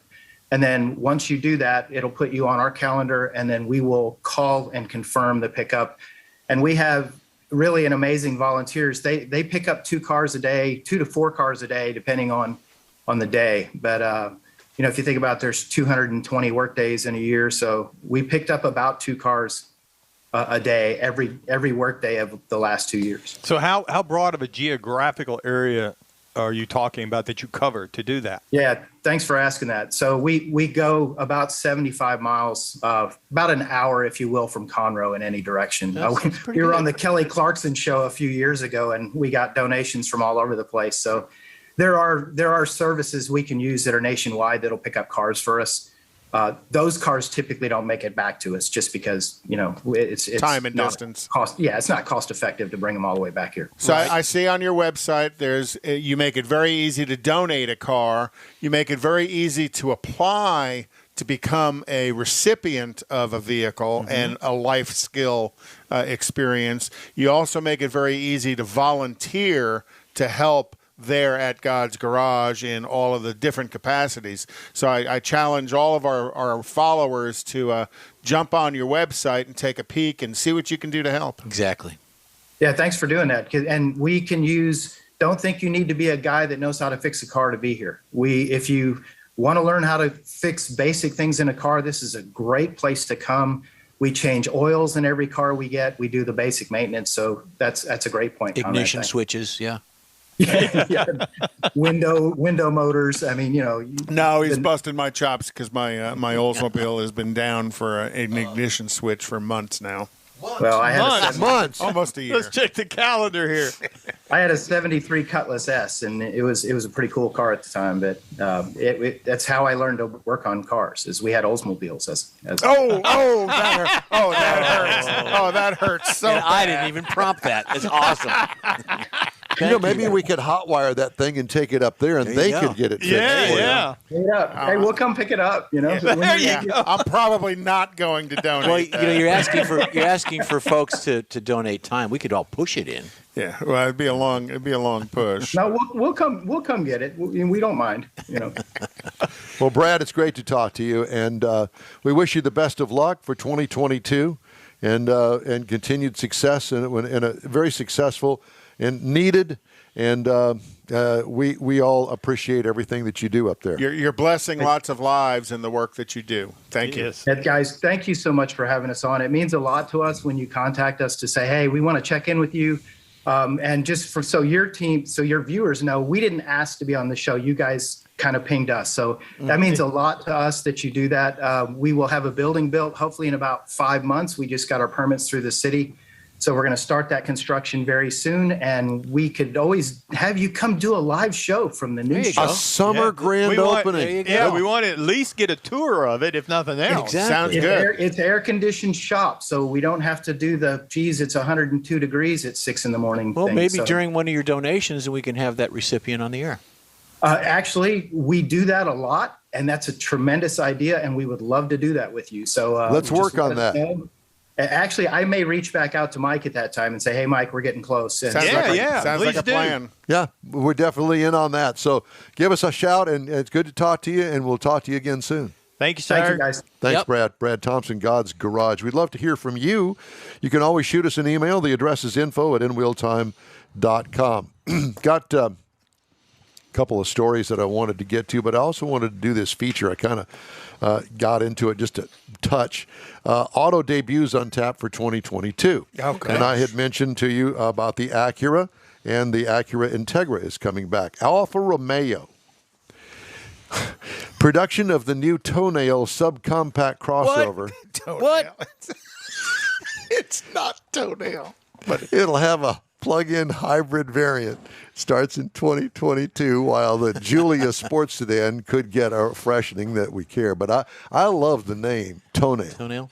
Tonale. How else would you pronounce it? I guess you can stub your toenail. I think that it may be something about Tonale, but, I think that I would have had a IE at the end. Or something. Sir, do you think we could come up with another name? Because in English, the English straight translation would be toenail. Mm-hmm. Aston Martin premium high-performance DBX model is expected to arrive in the first half with slightly different styling. I saw the Aston Martin. Have you seen the SUV they sell now? Yes. Oh, my gosh. Is that wild looking? That whole rear shape of it? That's crazy.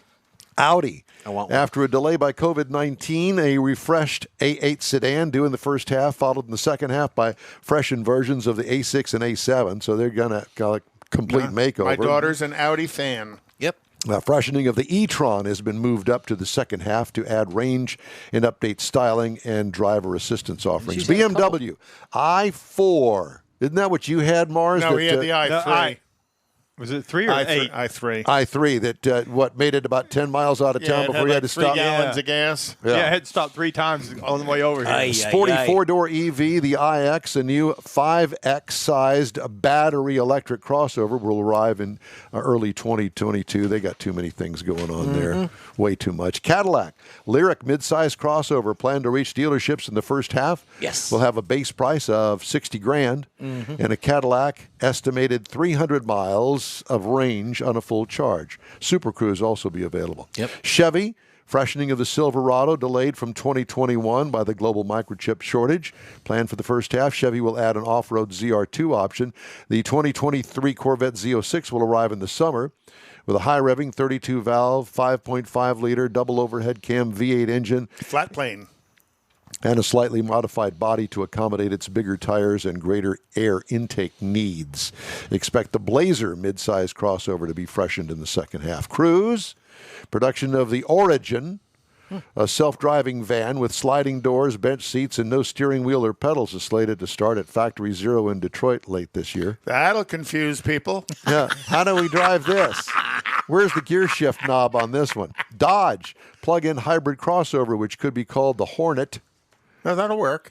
Is expected to join the lineup in the second half. Model likely will be a sibling of the upcoming Alfa Romeo Toenail. Ferrari V12 powered supercar. Toenail? A Hornet Toenail. Do Hornets have toes? I don't think they do they? Yeah, stingers. The stinger. Yeah. Ferrari new V12 powered supercar could start production in January and make it to the U.S. around the halfway point. There's a bunch of other stuff here that I'm not even going to get into that because nobody's going to buy that anyway. Well, I guess the first of the Hummer EVs are hitting the ground. Fisker, the Ocean, a 300-mile electric SUV with a solar roof is planned to arrive early this year as the first of 3 EVs to revive the Fisker name. Ford Expedition to be freshened early next year with over-the-air update capability. Sync 4. They'll never get the sync system working, I don't think. Blue Cruise driver assist system and more rugged Timberline variant. Electric F-150 Lightning. The Raptor lineup with the V8-powered F-150 Raptor R and the first Bronco Raptor.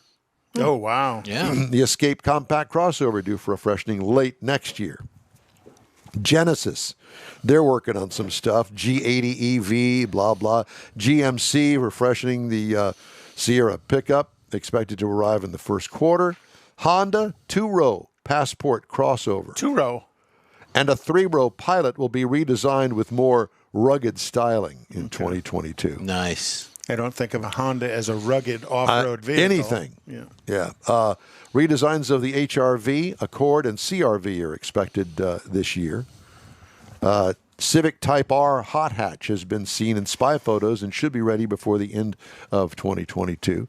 Hyundai, a freshening of the Sonata is likely in 2022. The venue should be updated in the second half when the Accent is likely to be discontinued. Infiniti QX50, which is redesigned in 2018, will have a refreshing in the second half. Jeep, second plug-in hybrid, the Grand Cherokee 4xe, is scheduled to reach North American dealerships in early 2022. And Jim Morrison's going to be our guest next hour. He's the head of the Jeep brand in the United States, and we're going to ask him about that. Going to offer 25 miles of electric range, 6,000-pound tow rating, and a Trailhawk version as well. Kia Sportage, 5th generation, radically different styling, goes on sale in the first half of as a 2023 model. The EV6, Kia's first EV on a dedicated platform, also will come in the first half with both a standard range and an extended range battery. Lamborghini, the resurrected Countach. I like that. Will reach customers in the first half. I look forward to. Remember when that car came out? Everybody had to have the poster on their on their bedroom wall. Yeah. That would be me. Particularly the yellow one. I like the yellow one. Yep. Right next to the Farrah Fawcett. That's right. A redesigned Range Rover, new fuel-saving, nobody cares. 8-passenger Defender 130 also expected. Lexus LX600 scheduled to arrive in the spring with a new powertrain and loads of new luxury equipment. The midsize RX will be redesigned onto Toyota's global luxury platform in the second half of the year. Lincoln, freshenings coming for the Navigator and the Corsair. There's a new company called Lordstown. Supplier issues prompted Lordstown Motors to delay the start of commercial production for its Endurance electric pickup in the third quarter. Maserati's going to have some new stuff. Mazda, new CX-50 built at Huntsville, Alabama, will launch as a more off-road focused sibling to the best-selling CX-5. Mazda 6 midsize sedan, Mazda 3 compact, refreshed for 2022. Mercedes-Benz has got a whole list of things that they're redoing or that's new. One is the Maybach S-Class V12. Lord knows how much that's going to be. The Mitsubishi, a redesigned plug-in Outlander based on the new generation that nobody will buy. Nissan, 2023 Nissan Z set to arrive this spring. Features a leaner and more nimble profile. I showed you a picture of that. Got a preview of that personally. Polestar, 3 5-seat, Polestar 3, 5-seat crossover coupe set to go into production in South Carolina in late 2022. Porsche will introduce the Cayenne Turbo GT, a track-focused coupe-like variant of the midsize crossover in early 22. Now, did you just catch that? A coupe-like variant, track-focused Cayenne Turbo GT. Okay. Rivian, R1T electric pickup, but delayed the SUV version, the R1S, until the first few months of this year. 5-seat, 7-seat configurations. Rolls-Royce, Subaru's coming out. They're going to try to do something this year because, they've been kind of stagnant. So they're going to redo everything. I've been seeing a lot of Subaru commercials Yes, on you TV. have. And they have a real loyal customer base. Yep, they do. They do. RAV4 from Toyota, Sequoia, the Highlander, and the BZ4X, all going on sale this year. Oh, your favorite. Now, I wonder if the Sequoia is going to follow the Tundra, the new Tundra platform. 3-row SUV, the new body-on-frame global platform, arrive in the second half of this year. It's expected to get upgraded infotainment and driver assist systems along with hybrid powertrain. That's all I have on it. Yeah. And then Volvo, battery-powered C40 Recharge, it's called. You've talked about naming and how some names don't necessarily relate. Like Toenail. Or Polestar. Polestar. Just that name just blows my mind. Brings back teenage years, huh? You talked about Fisker and the solar roof. Didn't that they originally had that? That's what made Fisker in the beginning. Yeah. You talked about the Lyric. Cadillac Lyric. I'm kind of interested in getting a new vehicle this year. I was thinking of the Lyric, but sold out. No, I was going to drop an LS in it. Drop it. Hey, okay, that's great. I hear buzz already. Yeah. We got a quick break now, and we thank you for joining us. We'll be right back here on the In Wheel Time Car Talk Show. You're invited to the event of the year. The Houston Auto Show and Houston Boat Show are getting hitched.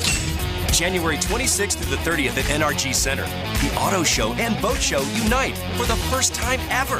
Take a test drive, board your dream boat, check out the latest and greatest models.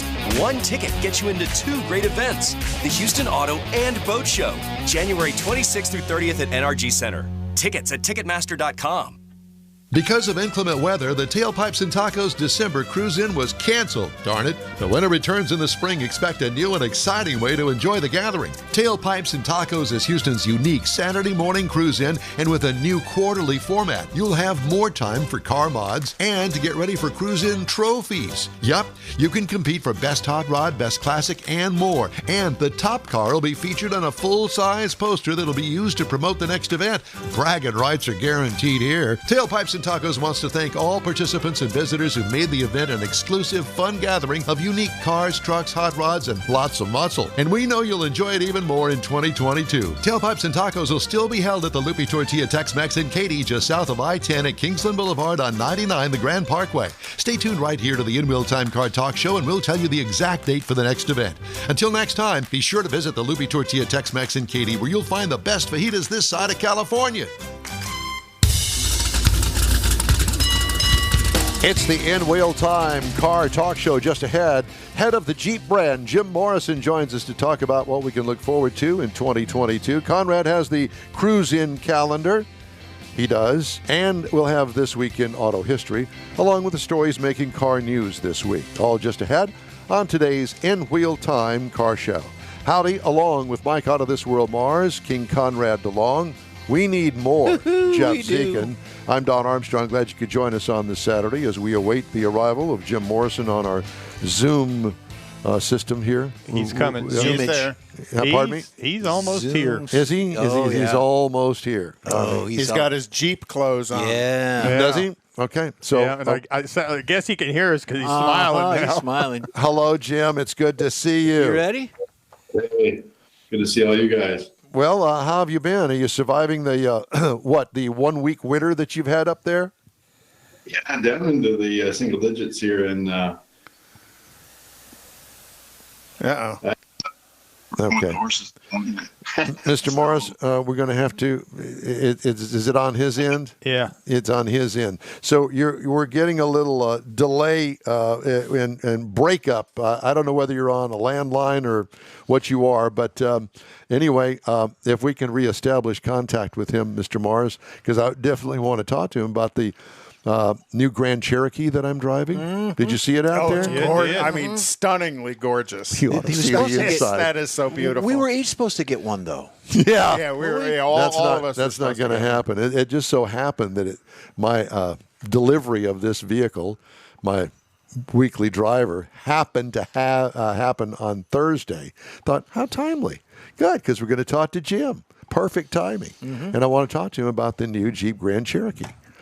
because it's beautiful. Yeah. Well, on the inside, and the interior is, and you didn't even see a because new level. because you didn't even see what is on the interior, and that is on the passenger side, the front passenger side. Don't spoil it. It now has its own touchscreen up there. Oh, really? Uh-huh. No, I didn't. Yes. Well, when we get off the air, I'll show it to you. But it's really cool, and it's got that glass on the front of it that only the person that sits in front of it can see. See it, right? Yeah. So no distracted driving. Shadow glass or something. Yeah, whatever you want to call that. But it's really cool, and we'll talk to him about that. But and I'll have the review of it next week. We're going to try him again? Yeah, good. It sounds good in my ear. But... All right, Jim, we're going to try it again here. Let's see how you are now. Oh, beautiful. How's this working? Well, it sounds good so far. You guys hear me now? Yeah, we can hear you now. Can you hear me now? You look like you're all bundled up for cold weather there. Are you bundled up for cold weather? Are you outside? Yeah, I'm thawing out. Yeah, no, I was out early working with the horses, and now it was down to the single digits here this morning in the front. So it's something the rest of the country has to deal with. I know you guys are. Yeah, it's real cold. It's real. Texas. Well, I was touting the fact that it just so happened by mystery that I got delivery of the all-new 2022 Jeep Grand Cherokee just on Thursday. How odd that I would get that, and then I get to talk to you about it. Perfect timing. I know. That works out good. Yeah, the new Grand Cherokee's doing well for us. We finished off our 80th anniversary strong with lots of sales records, and most importantly, lots of new customers coming to the brand with that new Grand Cherokee. Well, I have to tell you, it's just little things, Jim, and especially to you guys, I know. But to me, that touch screen that sits in front of the front passenger up there, wow, that's a game changer. Yeah, it's pretty cool. I don't know if we've showed you how to work it yet, but you can actually start your Amazon Prime show in your living room. And then carry it over to the Jeep, and then watch it the rest of the way on your trip in the Jeep. So it's pretty cool. Or you can have a nav. You can type in where you want to go on the nav, and they can swipe it over to the driver. It's some pretty cool technology. Oh man, I absolutely love it. Screen, yeah. But to get to the actual vehicle itself. One of the two things that I noticed right off the bat is the air suspension, the Jeep Quadralift air suspension on the thing gives it a whole different driving dynamic. And man, I'm telling you, it's like a limousine now. Yeah, the designers and engineers did a really nice job with that. It drives like a sports car. It does really cool Jeep things. Like we actually climbed it up,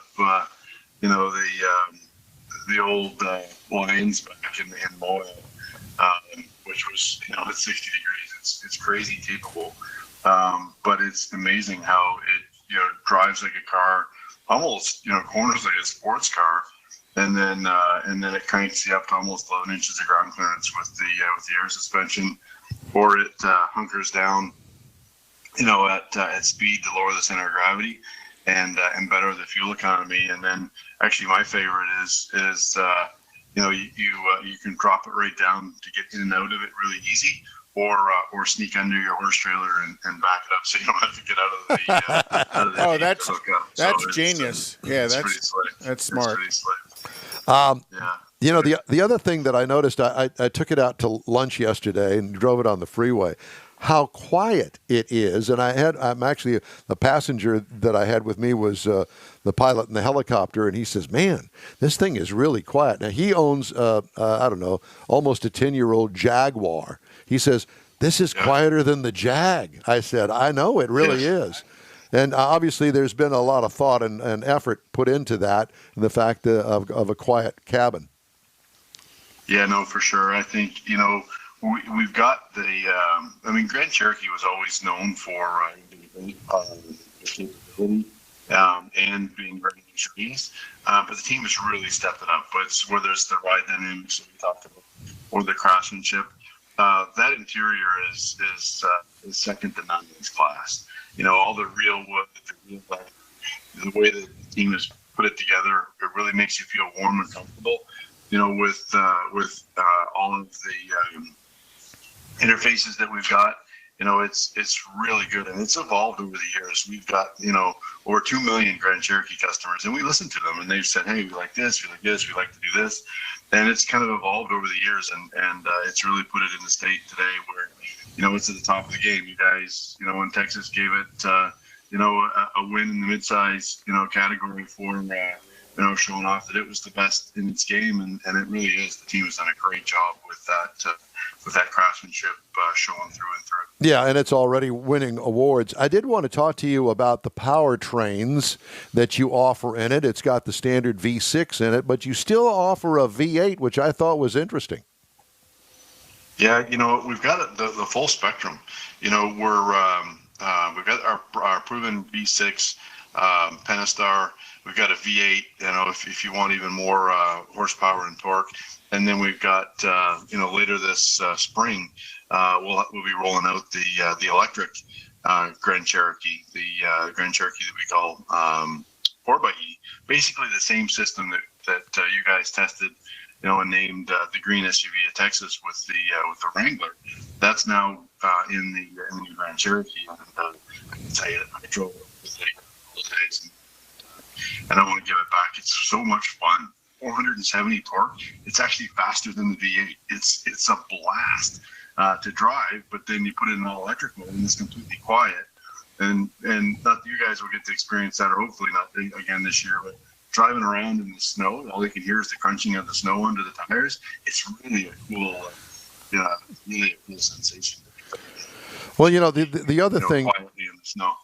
Yes. Well, one of the other things, too, that I wanted to tout about the vehicle is the fact that you offer it in many different trim levels. And that is really important, not only because of the fact that, you can walk in there and say, okay, this is my price point. What can I get for this? It drills it all down for you.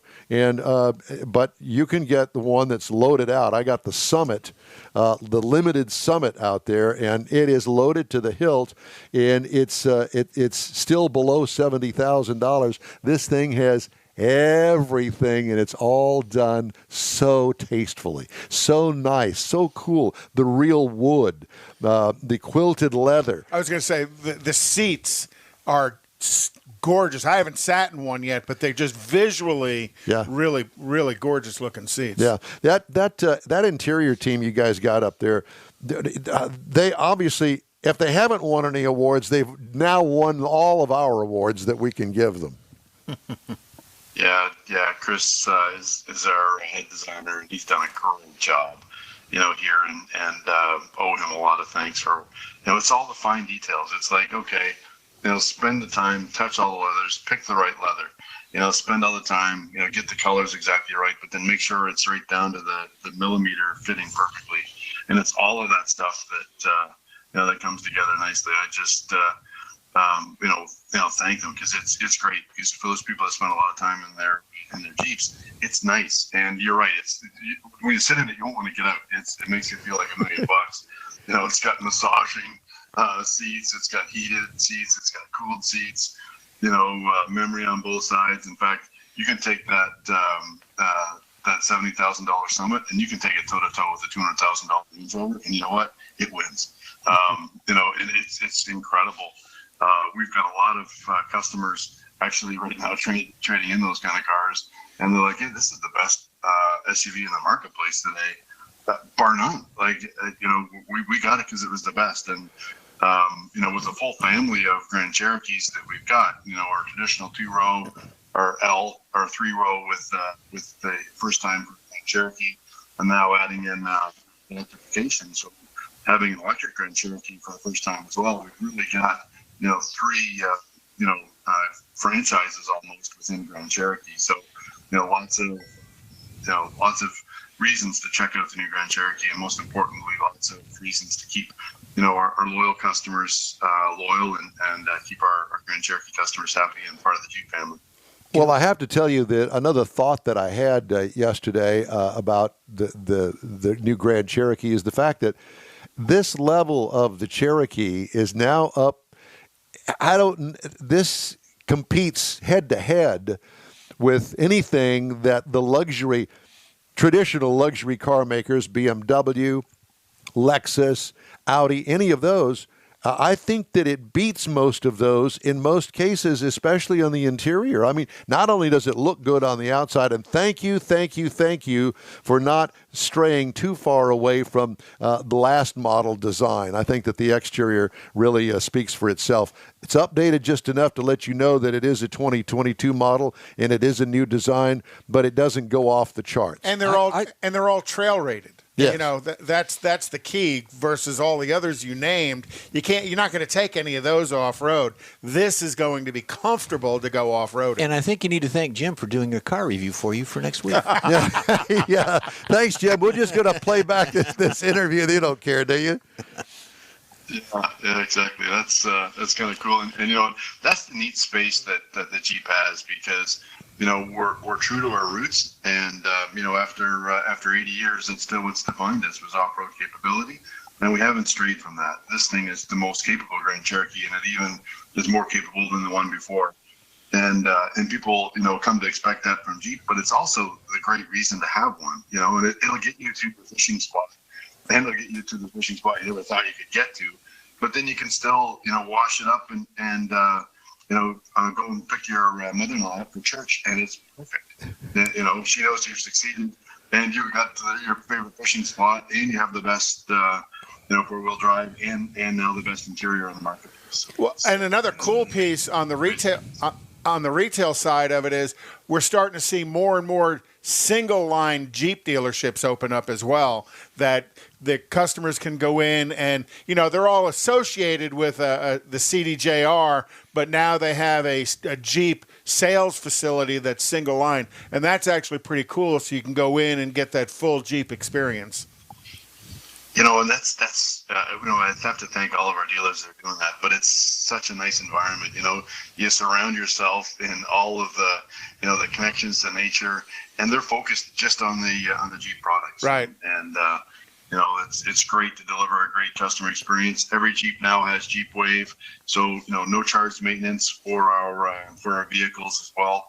And it's a great experience. We're really focusing even more and more on the customer experience. Jim, I wouldn't be doing my job unless I asked you about the microchip crisis and how it's affecting production and how you guys are handling it. You know, our supply chain and our production guys aren't sleeping. It's been a gigantic pain in the ass. But our teams are doing a fantastic job. And it's interesting. A year ago, I don't think I probably knew how to spell microchip. And now I can tell you where every one of them are in every Jeep and where they're sourced and how long it takes for them to get out of the plant and get to our plant, because we're right down to it. You know, happy to report that we grew our retail sales last year, even in this crisis. So, you know, having more sales in a year with, you know, a lot of challenges at the plant meant, you know, our teams did a lot of really nice things and really hard things to keep the plants humming. But you know, one of the things that has changed is we're doing a whole lot more sold orders, which is, you know, a different way to do business. But our customers are going into the dealership, they're selecting the exact Jeep they want, and we're trying to build it for them in 45 or 65 days. And when we're able to do that, then they get exactly what they want. A little bit of a delay, but you know, we're still rolling it out, and being able to grow, you know, sales in this sort of environment means that we've got a really good team of supply chain people working around the clock to make that happen. But well, it hasn't been easy, I can tell you. I would definitely be willing to wait for that one that's right behind you over your left ear, that black. Yep. Yeah, that would be the one I would want. Right there, yes, sir. I like that. Yeah. Yes, that's what I drove over the holidays. It's that electric 4xe, we call it. I mean, 470 pound-feet of torque. It's crazy fast, and it's light and fast and quiet at the same time. But then you can put, you know, all of that torque to the ground with, you know, with quad drive too, and it'll climb up a wall. It's really incredible. So if you go to Jeep.com, we actually show that Jeep over there which is right behind. It climbs up, and it's crazy. I had the Jeep Jamboree guys helping me, but it was literally, almost straight up with that thing, and it just moved the torque around and dug its way in, and up it went. And most of our customers won't do anything crazy like that. We know with the Grand Cherokee, but man, it's sure good to know your Grand Cherokee is the best, and you get the best one. Right. Jim, are you coming? Are you coming down to Houston for our car show? I need to, because I think you guys are handing out a bunch of awards, and I love to. Hopefully, we keep on track with the auto shows. But really looking forward to it. Yes. All right. Well, it's great to talk to you. Thanks so much for taking the time out of your Saturday to talk to us. Get back to the horses. Where is the cat, by the way? We're missing the cat. Yep. Elliot, I should have had Elliot. I just was talking about Elliot. We should have brought him in for that. It's a little bit too cold outside for him, so he's hunkered down, hiding somewhere. Jim, we love you, man. Thanks so much for taking the time for us today, and we will see you at the end of the month at the car show. Good to see you guys. Thanks, Jim. You bet. Jim Morrison, head of the Jeep brand. It's always good to talk to him. Fun. I'm sorry. Thanks for joining us today for the In Wheel Time Car Show. Time now for the Cruise In calendar.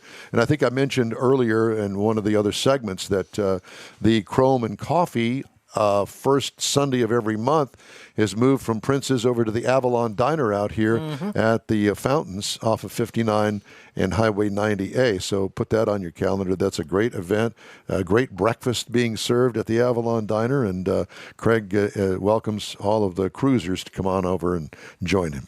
So Saturday, January 15th is going to be track casual track night at Speed Sport up there in Conroe, which is the go-kart track. They're going to have a car show. Chaos Park and Chill is Sunday, January 16th from 2 to 5 p.m., and that's at 1540 South Mason Road in Katy. Saturday, January 22nd, Rudy's Fire 'em Up Car and Truck Show, and that's at the Rudy's at Tomball Parkway. Ford versus F-Bodies is January 23rd, 10 a.m. to 2 p.m., and that's at 13210 Hempstead Highway.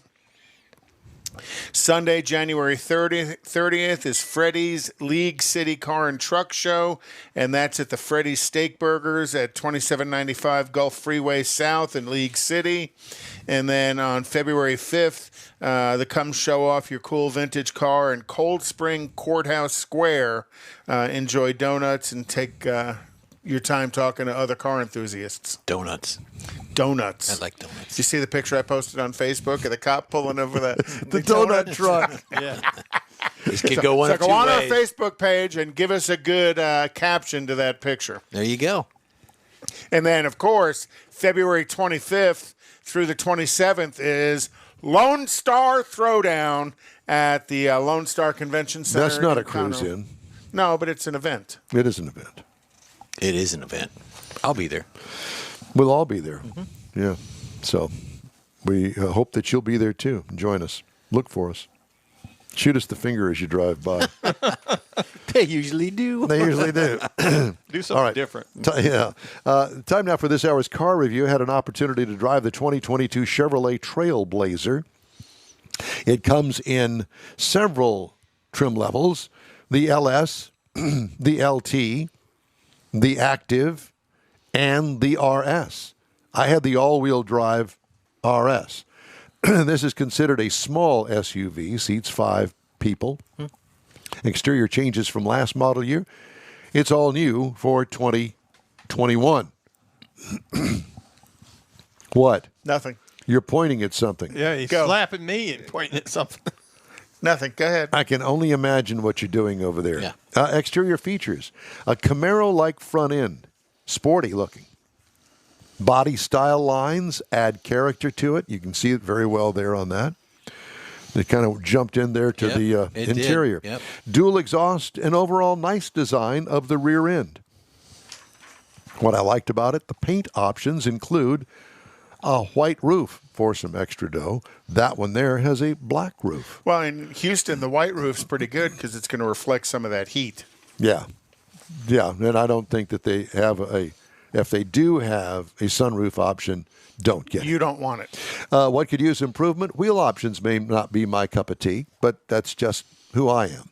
Interior highlights, built into the dash infotainment screen instead of it sitting alone out there by its lonesome self like somebody had an afterthought and stuck it up on the top of the dash. Infotainment screen built in? Yes. You like that. Thoughtful dash layout and color options. And the higher you go up on the food chart there, the more color options there are available to you. And it really does look good with the two-tone interior colors. Comfortable seating, accent colors add to a more upscale look. Cargo room, more than you think, especially with the second row up. I was kind of surprised at that. What I liked about it, the overall look of the interior gets an A+ in my mind. Oh, wow. Yeah. What could use improvement? Some of the hard plastic surfaces, I would say that they could probably do a little bit better job there, but I'm really fishing to try to find something. You're picking nits. I am. Get this. It comes with a 1.3-liter turbocharged 3-cylinder engine, which is optional. The optional one is the one that has 155 horsepower and 174 pound-feet of torque. You're going, you got to be kidding me. But remember, it's a small, tiny little SUV. A CUV. 9-speed automatic transmission, tow rating, don't bother. Miles per gallon, here's what pays off. 26 city, 30 highway, Wow. for a combined of 28. I got 30.2 miles per gallon over 245 miles. What I liked about it, the power-to-weight ratio for this little thing works well. What could use improvement? A little bit better job, I think, on the slow down shifts. So if you're on the highway doing 70 and you need to get around somebody, it has to think about it a little bit. Well, and they've got to find that balance from think about it a little bit or go down 4 gears and go to 6,000 RPM. So somewhere they've got to find a little bit of balance in that, right? Well, but we've talked about that before. You know, small engine with those big transmissions, that's just an inherent problem. Like you said, got to find the right mix. Yep. What I liked about the ride and handling, it is perfect for this class of crossover. Nice ride, easy handling. Nothing could use improvement there. Here is also the bargain on this whole thing. The base trim price, $27,200. Wow. My loaded up, if you want to call it that, little SUV was $31,505. Not bad. Oh, that's a small jump. Get this. You can get into one for $21,600. $21,600 Really? is the base price on this thing. Yeah. I was impressed with this. Well, and negotiated price and any kind of rebates and stuff, you might be able to go sub 20. Are there any rebates? Probably not right now because there's no inventory. Yeah. But I am seeing inventory is increasing at all the dealerships as I'm driving around. Yeah, a little So bit. That's very good news. Yeah, and like Jim said, they're able to. They're doing okay despite the chip crisis. And one of the things he did say is that you can order one 45 to 65 days, Right. and get it to where you want it. And I will say this, that even though when you're ready to buy a vehicle, you're ready to buy it. I want it now. It's an Kind of like emotional Jim purchase. McInvale Fever's says, bad. buy it today, we'll deliver it in 3 to 4 hours. Well, I know that there's a huge satisfaction thing to go to a dealership, buy the car, and drive it home. But if you really want to do it the right way, order it and then wait. Which is kind of where the market moved. It's been buy from inventory for 15, 20 but the inventory's years now. been huge. Yeah, so 15, 20 years because he had such a good selection of inventory, where now it is very much moved towards order and wait because there's no inventory. And the thing that happens in the order and wait is you may order the $21,000 truck or SUV that takes 7 chips, or you may order the $31,000 SUV that takes 9 chips. And like Jim was saying, Their people are out scavenging as many chips as they can, knowing what component they go to, so they can adjust their build, prioritize it, and prioritize your build because they have those chips available for it. But if you think about it, even years ago, if you wanted to get your vehicle, if you wanted to order one, I want a specific vehicle. I never was able to do that. I did get one. I had to wait a few days because they went and traded with a dealership in Dallas to get the vehicle I wanted. But as far as ordering from the factory, you always had to wait several weeks to get. Kathy did that. Kathy went on the Ford website, built her car, went down with the deposit, ordered it, and waited 7 weeks. Mm-hmm. My 77 Corvette, I ordered it from the factory. Which back in the 60s and 70s, that was more common, was to order your vehicle, where probably somewhere in the mid-80s through recently until COVID is you bought from inventory because you'd go there and they'd have 150 of whatever body style you're looking for. Well, that's back to the big inventory levels that we don't have anymore. Correct. And you know what? I don't know as if we will ever get back to that. Maybe, maybe not. I know that the dealers have got a lot of concrete out there that's exposed, but you know they have learned how to manage with what they've got. Right. And I have a story, as a matter of fact. Dealer profits are at all-time highs, and so they're not hurting that bad. And sales are increasing. Yep. All right. The In Wheel Time Car Show streams on Facebook, YouTube, Twitch, and InWheelTime.com. Podcasts are available from your favorite podcast source. And the In Wheel Time Car Talk Show will continue right after this quick break. You're invited to the event of the year. The Houston Auto Show and Houston Boat Show are getting hitched. January 26th through the 30th at NRG Center. The Auto Show and Boat Show unite for the first time ever. Take a test drive, board your dream boat, check out the latest and greatest models. One ticket gets you into 2 great events. The Houston Auto and Boat Show, January 26th through 30th at NRG Center. Tickets at Ticketmaster.com. Because of inclement weather, the Tailpipes and Tacos December Cruise-In was canceled. Darn it. But when it returns in the spring, expect a new and exciting way to enjoy the gathering. Tailpipes and Tacos is Houston's unique Saturday morning cruise-in, and with a new quarterly format, you'll have more time for car mods and to get ready for cruise-in trophies. Yup, you can compete for Best Hot Rod, Best Classic, and more. And the top car will be featured on a full-size poster that'll be used to promote the next event. Bragging rights are guaranteed here. Tailpipes and Tacos wants to thank all participants and visitors who made the event an exclusive, fun gathering of unique cars, trucks, hot rods, and lots of muscle. And we know you'll enjoy it even more in 2022. Tailpipes and Tacos will still be held at the Lupi Tortilla Tex-Mex in Katy, just south of I-10 at Kingsland Boulevard on 99, the Grand Parkway. Stay tuned right here to the In Wheel Time Car Talk Show, and we'll tell you the exact date for the next event. Until next time, be sure to visit the Lupi Tortilla Tex-Mex in Katy, where you'll find the best fajitas this side of California. That's what they're trying to figure out. It's the In Wheel Time Car Talk Show.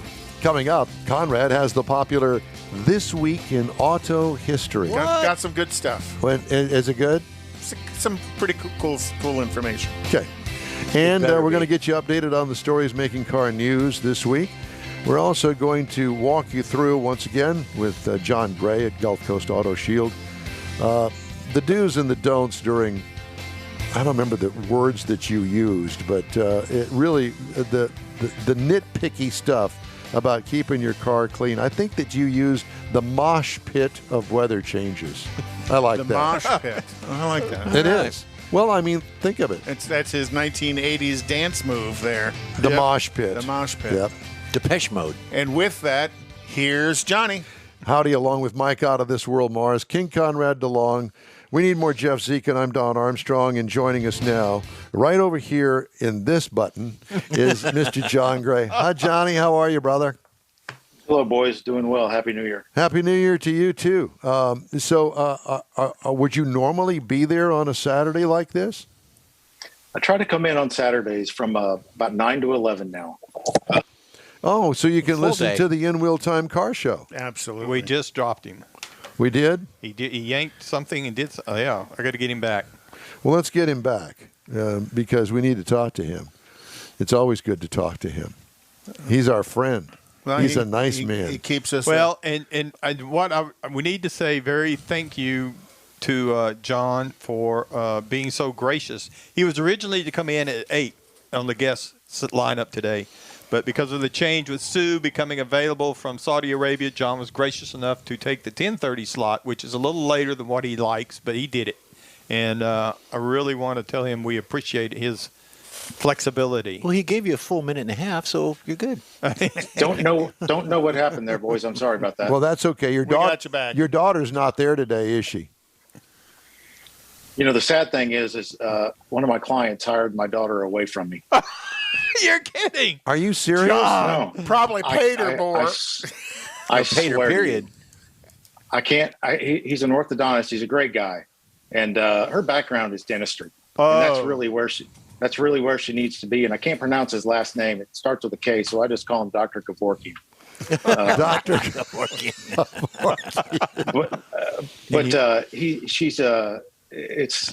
It's a good thing, and I knew that would happen because she's such a sharp kid, and I'm happy for her. But she's basically selling his treatment plans in his office, and from what he tells me, she's doing extremely well. So I'm happy for her, and so I brought my niece in to work the front counter, and Don, you'll have to come by and meet her. She's great. Well, and what is she, 12 or something? I mean, she's 28, so. But she understands how to work the computers. Yeah, that's important. Very important. Maybe we should get her over there in that seat. Put her right here. There you go. Well, she's really cool. Good. Well, yes, I'll definitely have to stop by. So we wanted to talk to you today about the mosh pit of weather changes and what we can do to kind of help our cars along, because this is really, in my estimation, the worst time of the year for weather in Houston, Texas. One day we can go from 76 degrees to 40 degrees. In rain. Yeah, in rain in a matter of minutes, and it really wreaks havoc on the car's finish.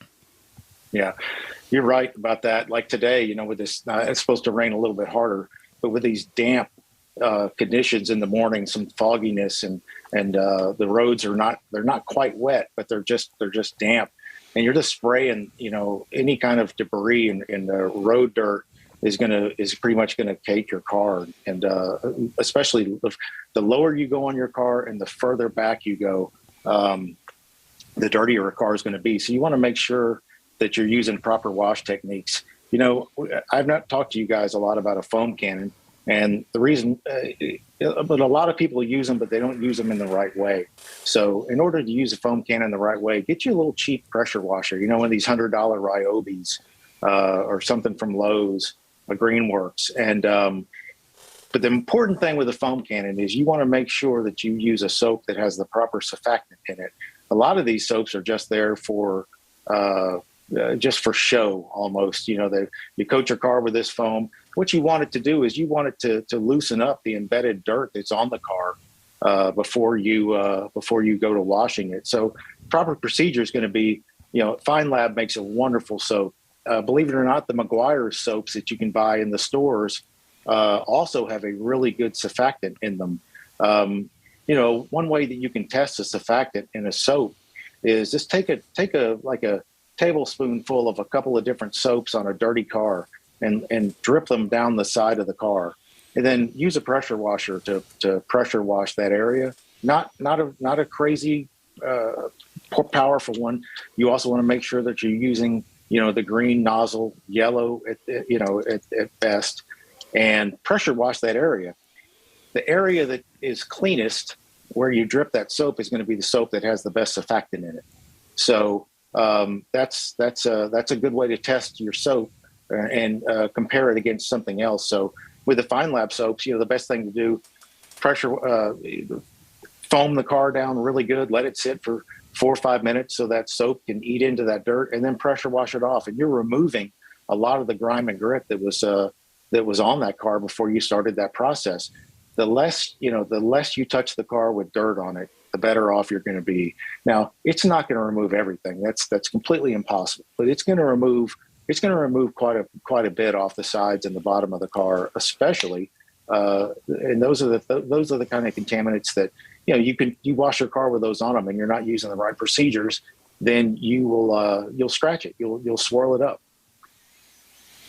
And Don's going to need a foam cannon that doubles for his disco dance floor that he puts out in the street on Saturday nights for all the neighbors. Well, there's a lot of things you can do with them for sure. Something else that we got. Something else that we got recently. You're turning red, John. You guys have heard of the grit guards, right? Yep. Yes, sir. Yeah. Okay. In the wash bucket. Yep, in the wash bucket. So there's some new grit guards out there. They're not actually made by Grit Guard. They're called dirt locks.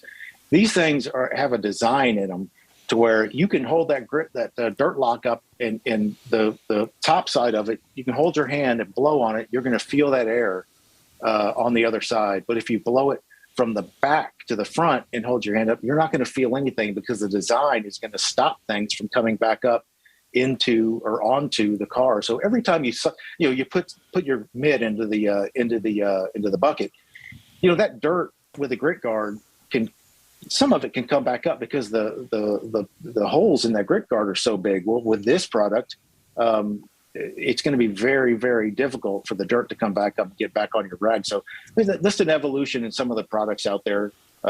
Recently, we've had that product for about 6 months, and that's all we use now, and all we sell. Sounds almost kind of like Mama's washboard. Yeah. Yep. Not that anybody would remember such a thing, but I do. Yeah. Mm-hmm. Yeah, I'm not even going to go there with you. Why? Mama's washboard.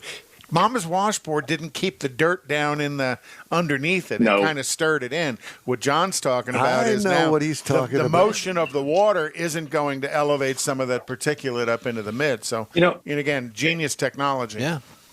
And they also have an accessory for that thing that is a washboard type. So it sits on the side. Mm-hmm. So you can use the side of the bucket and the bottom of the bucket. But of course, it's buying one extra part of it. But man, they really Can you do get a work ringer well. to go with it? No, and then afterwards you can use it to play in Jeff's band. There you go.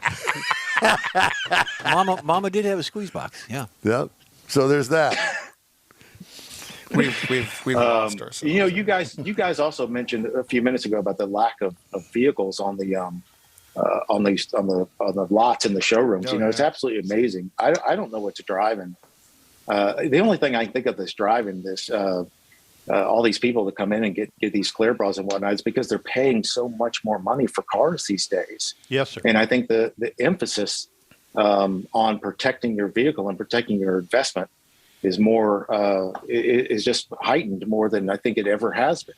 Very much so. Because we continue to see a steady stream of vehicles, new vehicles especially, coming in the shop on a daily basis. It's I really worried when the pandemic started that, and we started to see the chip production do what it was doing. And I figured, man, with the fewer cars, we were going to struggle, and that just has not been the case. I have never known John Gray's shop to struggle at all. He's got more cars than he can handle. Can't park around there. He needs to stack them vertically. That's his new place. place. Yeah, we can park. We got lots and lots of parking back here. It makes the workflow better because we don't struggle with where are we going to put this one, where are we going to put that one. Yeah, we got to shuffle them and everything. Yeah, you don't have to move three of them to get to one. We actually got a Lucid yesterday. You did? A new Lucid? I'm kind of disappointed in it. Are you? Why? I'm a little disappointed. It just doesn't have the look to me.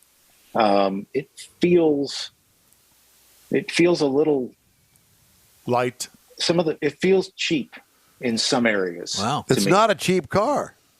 It's not. What is that car? 150 to 175, somewhere in there? Yeah.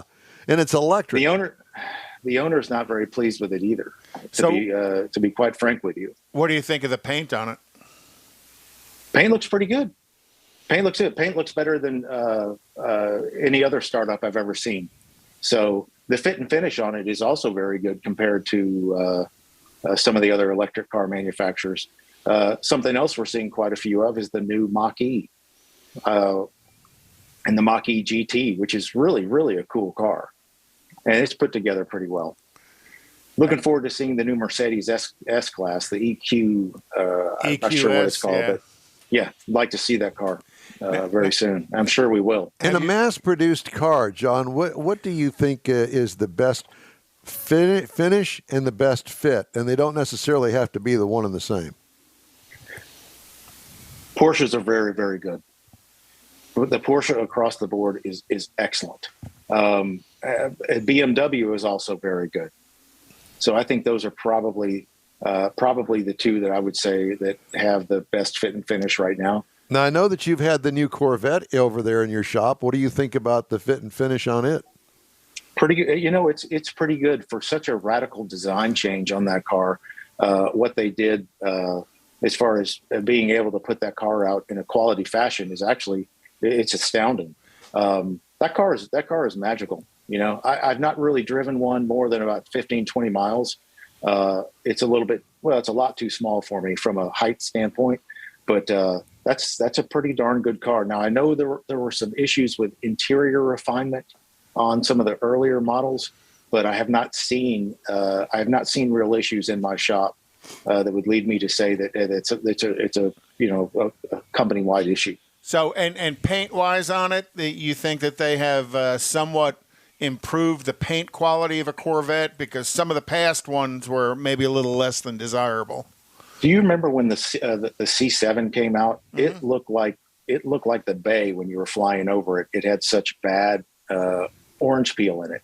Now, I wouldn't say it's world class. It looked like Manuel Ortega's face, the old Prime Minister of Panama, Nicaragua. One of those. He was president, not prime minister. Whichever.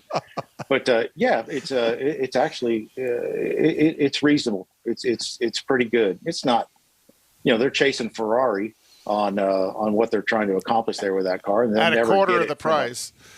Right, they're never going to get it on the fit and finish or the quality of the paint job. But it's a well put together car, it seems.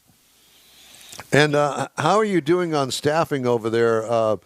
We went out to eat the other night, and it said, "Please pardon us while we're short-staffed." You short-staffed? The most I've had out in this latest round of COVID is going to be one. Okay. We're mostly vaccinated here, and very very fortunate. That's good. Good for you. Yeah, I'm glad to hear that. And you're still trying to talk the guy next door into opening up the wall over there so you can move into his space. Let me tell you, as soon as that guy decides to leave, we're gonna take it. We're gonna take it. I just don't know how soon that's gonna be. Unfortunately. Hey, we know a guy. We know a guy. We know Tony Two Thumbs. Yeah. No, I will say this, that when I was over there, I thought, well, it's a beautiful shop. He's got the nice floor in it and the great lighting in there, and everybody's got a space that they can work a couple of cars at a time in there. It's well thought out. It's well done. But I'm going, he needs more room. Yeah. And I thought that, Well, with more room, he'll need more people, too. Yeah. Well, I know. It all goes hand in hand. But I remember when he was working over at Custom Car Stereo. So we got history, you and I. We got history. And, there may be some, I may have something to announce the next time I'm on the show. We may have something else going on where we may get a little bit of flexibility. And that will revolve around a new dealership that's going to be in the works. Nice. That's the tease. The tease, yeah, the tease. We like Thanks, John. Yeah, we like the tease. Well, I mean, that things are going well for you, and I'm glad. This is one of the hardest working guys on the planet, and Gulf Coast Auto Shield. Yeah, Gulf Coast, and he does such a great job in automotive finishes. And whether you've got that $1 million paint job or you've got one of those Chevy factory jobs, paint jobs, John can give you an estimate and look at your paint and say, okay, well, we can do this and we can do this. We need to repaint that. We need to do this and that. Because John does have a painter that he works with. And, I mean, when it comes to automotive finishes and interior stuff, too, John really does a great job and very honest and does great work. Yes, so, he does. Hard work. So y'all want to see anything out in the shop before we go? Well, of course we do. Yeah. We've been. You always have great toys. We were waiting for you to invite us out there. We heard you talk about Porsches. We got a couple. We got a couple pretty cool things out here. Let's go. Let's go check it out here. Hang on one sec. Let me get this going. Okay. And by the way, John's place is right off the tollway, just to the east of 59. So it's easy to get to. Very easy to get to. There we go. Much easier than before. He must have drank all that whiskey he used to have. I know. I was looking for it too. It's getting thirsty. There's your Lucid. Yeah. And man, less than you expected. It does have a pretty interesting trunk on it. Let me show you how you access that. It's let's see here. See if I can get this. This key is kind of weird. Nope, that opens the front. Oh, anyway. Let's see what we can do. Is there a Lucid dealership in town? I believe there is. Very small. Well, I can't even get this darn car open, unfortunately. Let me see. We're not going to be able to see the trunk, but we will be able to see the outside of the car. So it's got a weird roof on it. It does have a weird roof. Almost mimics the old stainless steel Barrett's. Yeah, that's what I was going to ask. On it. Is that a paint color, or is that actually a stainless top? Oh, it can't be stainless, can it? No, it's very very plasticky. Okay. What else you got in there? There's a McLaren GT over here. Yikes! Love those McLarens. Those are such beautiful cars. Yeah, that's kind of a cool car.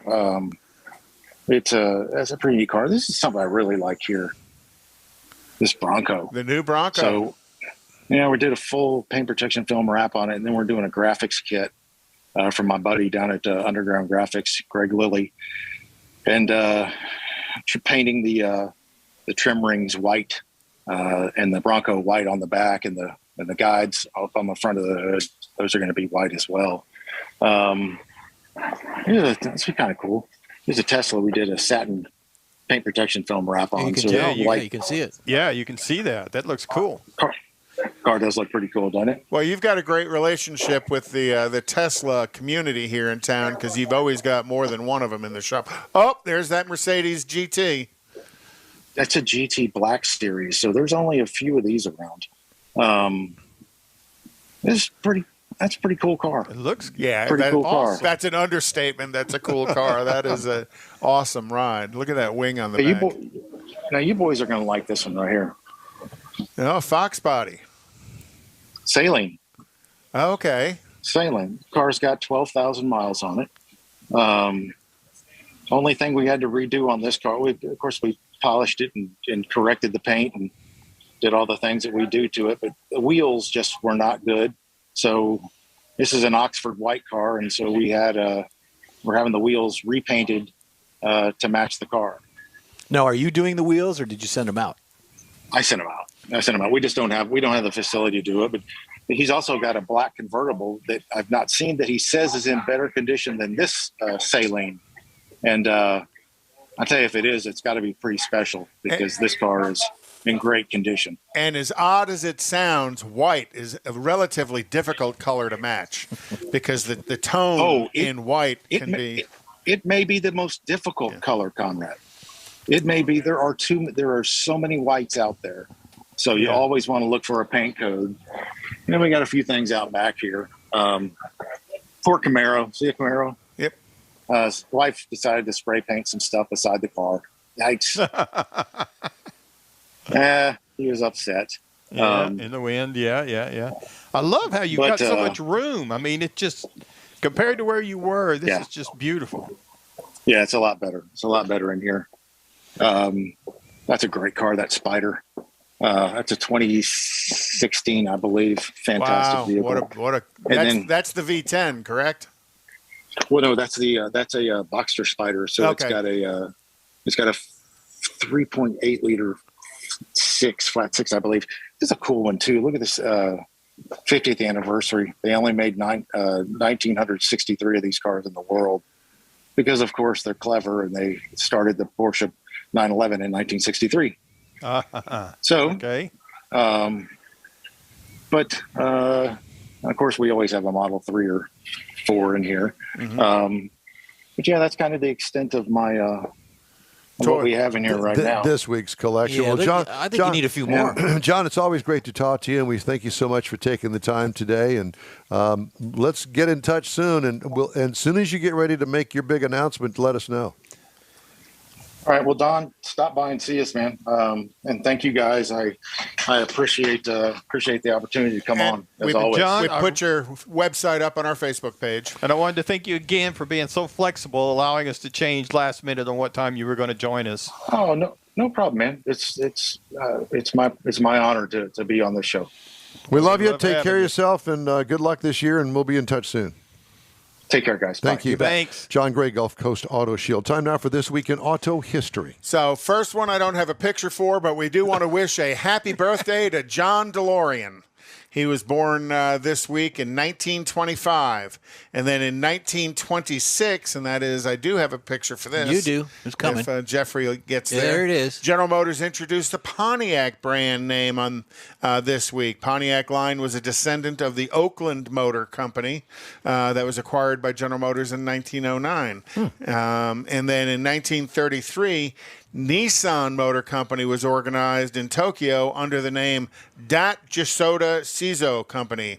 It received its present name of Nissan the year after, but they originally began building vehicles, trucks, and cars under the name Datsun. In 1933, the construction on the Golden Gate Bridge began as workers began excavating 3.2 million cubic feet of dirt for the structure's huge anchorages. It was initially designed by Joseph Strauss in 1917.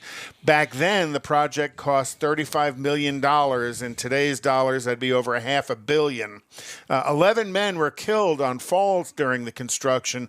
10 of them were killed on February 17th of 1937. Where a netting failed underneath it. A total of 1.2 million steel rivets hold the bridge's towers together, and every one of those rivets were replaced after the 1989 World Series earthquake. The Golden Gate Bridge is also the highest suicide site in the world. The deck is about 245 feet above the water, and it takes 4 seconds to fall to the water. The jumpers hit the water around 75 miles an hour, and the impact drama is generally what killed them. We got 11 people died, people jump in. That's good. 4 seconds is a long time to think about changing your mind. After about 1,500 deaths that happened on the bridge, they put up netting underneath to catch these people, and now the death rate is virtually stopped. They throw them back. In 1952, Colin Chapman founded Lotus Engineering in Norfolk, That's pretty cool, England. The first production car was the Mark VI. In 1969, Carcraft assembled Job 1, which is the first Boss 429. Wow. In 1985, Ford introduced the Ford Taurus. A product of years of engineering, distinctly streamlined car became enormously popular, lifting Ford to record profits in the late 80s. And then they ruined it when they redesigned it. Yeah, and the jelly bean shape of the Taurus influenced many vehicles afterwards. And then in 1994, Chrysler Corporation introduced the Neon compact car in its sporty plastic-bodied economy car, quickly became popular, also called a Skittle. Because of the various colors. And that is This Week in Automotive History. All right. Hey, U.S. dealers have cashed in on the supply chain tribulations that rocked the auto industry in 2021. Profits for the average dealership are set to smash the 2020 record, fueled by tight inventories and high per-vehicle margins. According to the National Automobile Dealers Association, the average U.S. dealership recorded a net pre-tax profit of about $3.4 million through October, more than double the $1.6 million reported for the first 10 months of 2020. According to J.D. Power data, U.S. dealerships are on pace to make about $5,200 in profit per new vehicle in December, more than triple what they made per new vehicle for the same period in 2019. Wow. While production is expected to rebound this year, the additional volume should be quickly absorbed by retail and fleet customers starved of vehicles last year. Latest NADA figures show an increase in volume and per vehicle gross profits for new and used cars and trucks. Yep. Yeah, so good times, I guess, at the dealerships. Time now for a quick break. We're going to wrap things up right after this quick break. You're invited to the event of the year. The Houston Auto Show and Houston Boat Show are getting hitched. January 26th through the 30th at NRG Center. The Auto Show and Boat Show unite for the first time ever. Take a test drive, board your dream boat, check out the latest and greatest models. One ticket gets you into 2 great events. The Houston Auto and Boat Show, January 26th through 30th at NRG Center. Tickets at Ticketmaster.com. Because of inclement weather, the Tailpipes and Tacos December Cruise-In was canceled. Darn it. The winter returns in the spring. Expect a new and exciting way to enjoy the gathering. Tailpipes and Tacos is Houston's unique Saturday morning cruise-in, and with a new quarterly format, you'll have more time for car mods and to get ready for cruise-in trophies. Yup, you can compete for Best Hot Rod, Best Classic, and more. And the top car will be featured on a full-size poster that'll be used to promote the next event. Bragging rights are guaranteed here. Tailpipes and Tacos wants to thank all participants and visitors who made the event an exclusive, fun gathering of unique cars, trucks, hot rods, and lots of muscle. And we know you'll enjoy it even more in 2022. Tailpipes and Tacos will still be held at the Lupi Tortilla Tex-Mex in Katy, just south of I-10 at Kingsland Boulevard on 99, the Grand Parkway. Stay tuned right here to the In Wheel Time Car Talk Show, and we'll tell you the exact date for the next event. Until next time, be sure to visit the Lupi Tortilla Tex-Mex in Katy, where you'll find the best fajitas this side of California. Is your business or company looking to stand out? The man has turned button happy. I just went crazy and berserk. Well, that's what happens after 3 hours. I guess it's time for a nap. Well, that's a wrap for another episode of the In Wheel Time Car Talk Show. Hey, when you're on our Facebook page, please give us a like. Tell your friends about us and share our junk if you would, please. You'll get Conrads Unicorn hunting features along with all things automotive all week long. There'll be some fun stuff in there, too, along with upcoming events. The In Wheel Time Car Show streams live on Facebook, YouTube, Twitch, and on InWheelTime.com every Saturday, 8 to 11 Central Time. 30-minute podcasts are available from your favorite podcast outlet 7 days a week. And thank you today to Kathy Zekin for our wonderful breakfast buffet. The In Wheel Time Chief Engineer is David Ainsley. Our marketing manager and video technical director is We Need More Jeff Zekin. We do. For booking agent and podcast programmer, Mike Out of This World Mars and his royalty, King Conrad DeLong, I'm Don Armstrong. Today's show was produced by Captain Kangaroo and Milk Drop Mo. What? I like it. Have a great rest of your weekend, if you will. Stay safe, and we look forward to joining you live again next Saturday, January 15th, 8 to 11 a.m. Central Time. We'll see you then.